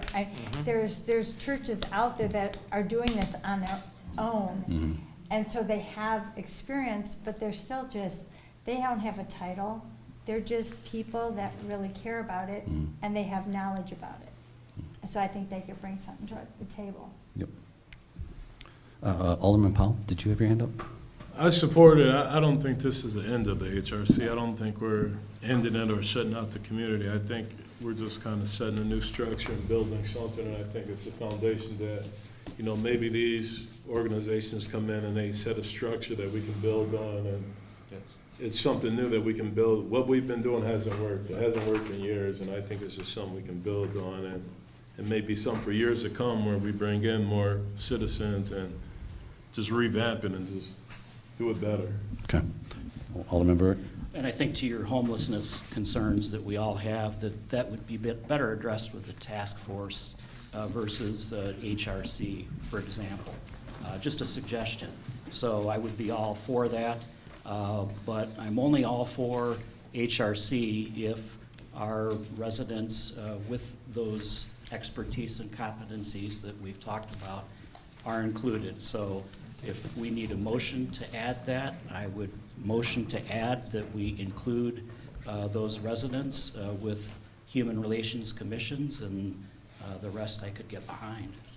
We have a motion before the floor to approve it the way, well, we have a motion on the floor to discuss and approve what we have before us. Like I said, I've made the pledge. If we need to modify, we need to modify. I'd love to just, let's give this a shot, let's give it a try, and if we don't believe it's working, then we can go ahead and change it. So what I would recommend is, we've all had our talk, and I love this dialogue, by the way. This was great dialogue by council. But let's call roll. If it looks like it gets voted down, then we can figure out what we want to do next. Yeah? This is only first reading, too. Yeah, it's only first reading, yeah. Okay. Can I have a, well, roll call, please? Zazada, No. Larson, Yes. Smith, Yes. Carlson, Yes. Yes. Powell, Yes. Verbic, No. Walker, No. Mayor Barnes. Yes. So with that, Okay. ordinance 2026-012 passes. I do want to reinstate or restate my commitment. If we don't think this is working, then we'll figure it out. 100% I'm on board for that, and that'll be my commitment to you all. With that, I would love, oh, yes, Alderman Larson. Can I just make, just Yeah. from what you said, and maybe by getting something started, baby step, this group will say, you know what, this really would make even better or more sense, or what we need. Get those people at the table. Totally. And then maybe that will be the second step we take. But let's get them in a room and let them just brainstorm. Yeah. Okay. So with this, we have a majority yes. I want to get them going. I mean, I really want to get them going. And we could wait another council meeting and pass it on second reading. I am not trying to run this through really quick. I just want to get this group started on homelessness.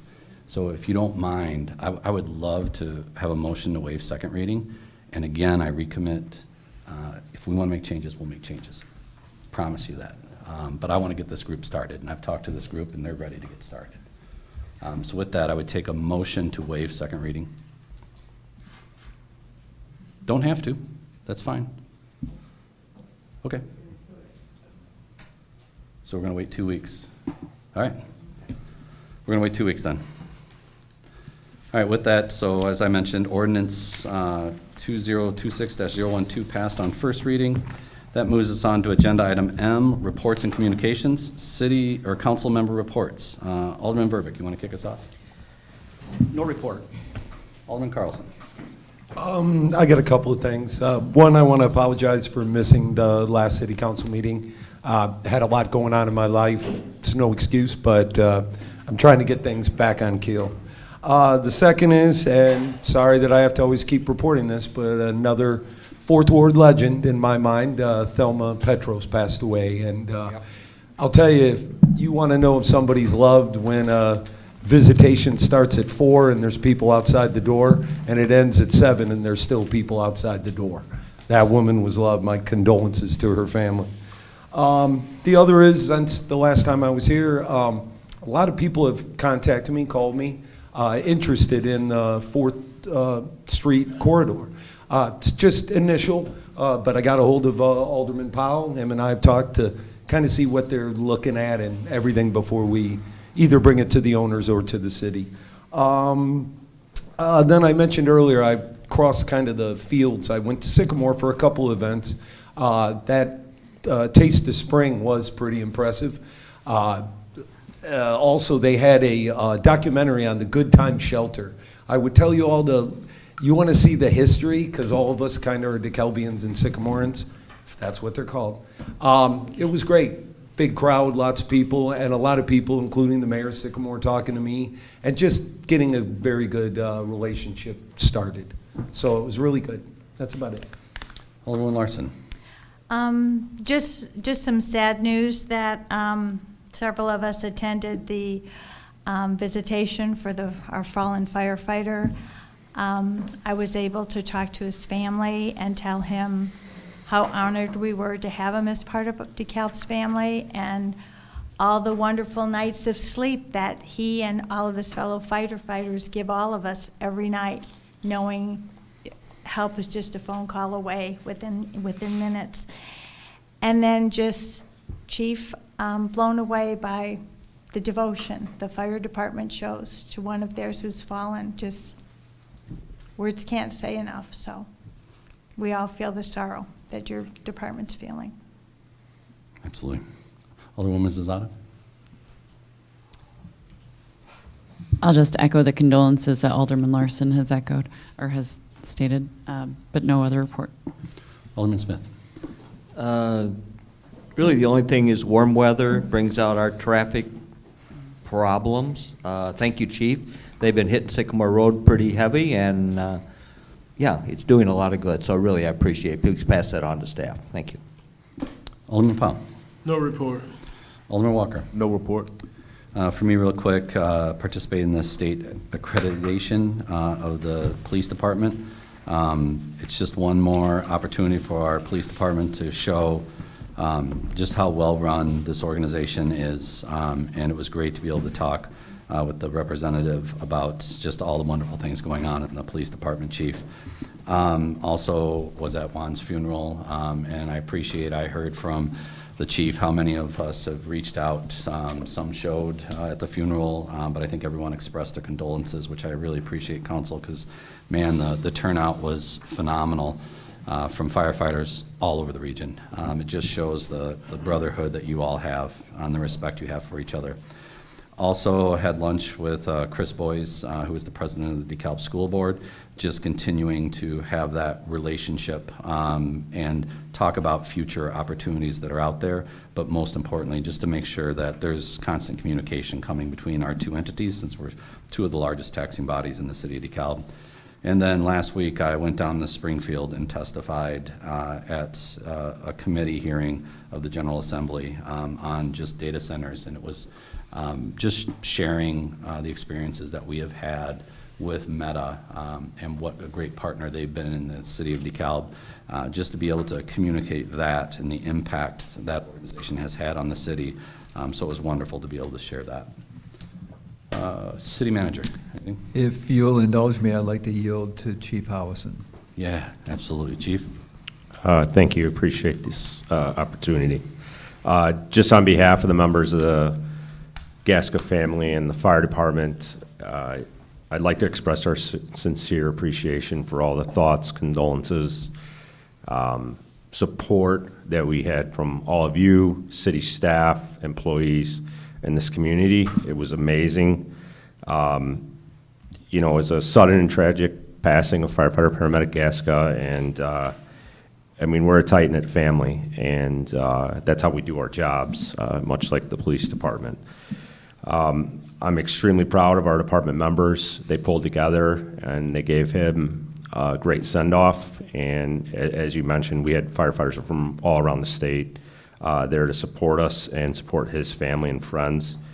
And again, just at the end of the day, it speaks volumes of the character of our department and the community we serve. And again, I can't, from the bottom of my heart, thank everyone enough for it. And we do have a long road ahead of us. There's a lot of our guys are hurting, and with the hiring we've done in the last several years, a lot of these guys actually grew up together. They've been friends since they were in grade school. And so it is a pretty thick family there, just outside of being employees together. So again, appreciate it, and it did not go unnoticed by our department members, so thank you. Well, let us know, Chief, is there anything you need? Anything else, City Manager? No? Okay. All right, with that, I'll move on to agenda item N, executive session. I would take a motion to hold an executive session meeting to discuss executive session minutes as provided for in 5 ILCS 120/2C21. So moved. Second. Moved by Alderman Verbeek, seconded by Alderman Smith. Roll call, please. Smith, Yes. Carlson, Yes. Powell, Yes. Verbic, Yes. Walker, Yes. Zazada, Yes. Larson, Yes. Mayor Barnes. Yes. All right, we are in recess of our regular session and in executive session. Thank you all for coming out.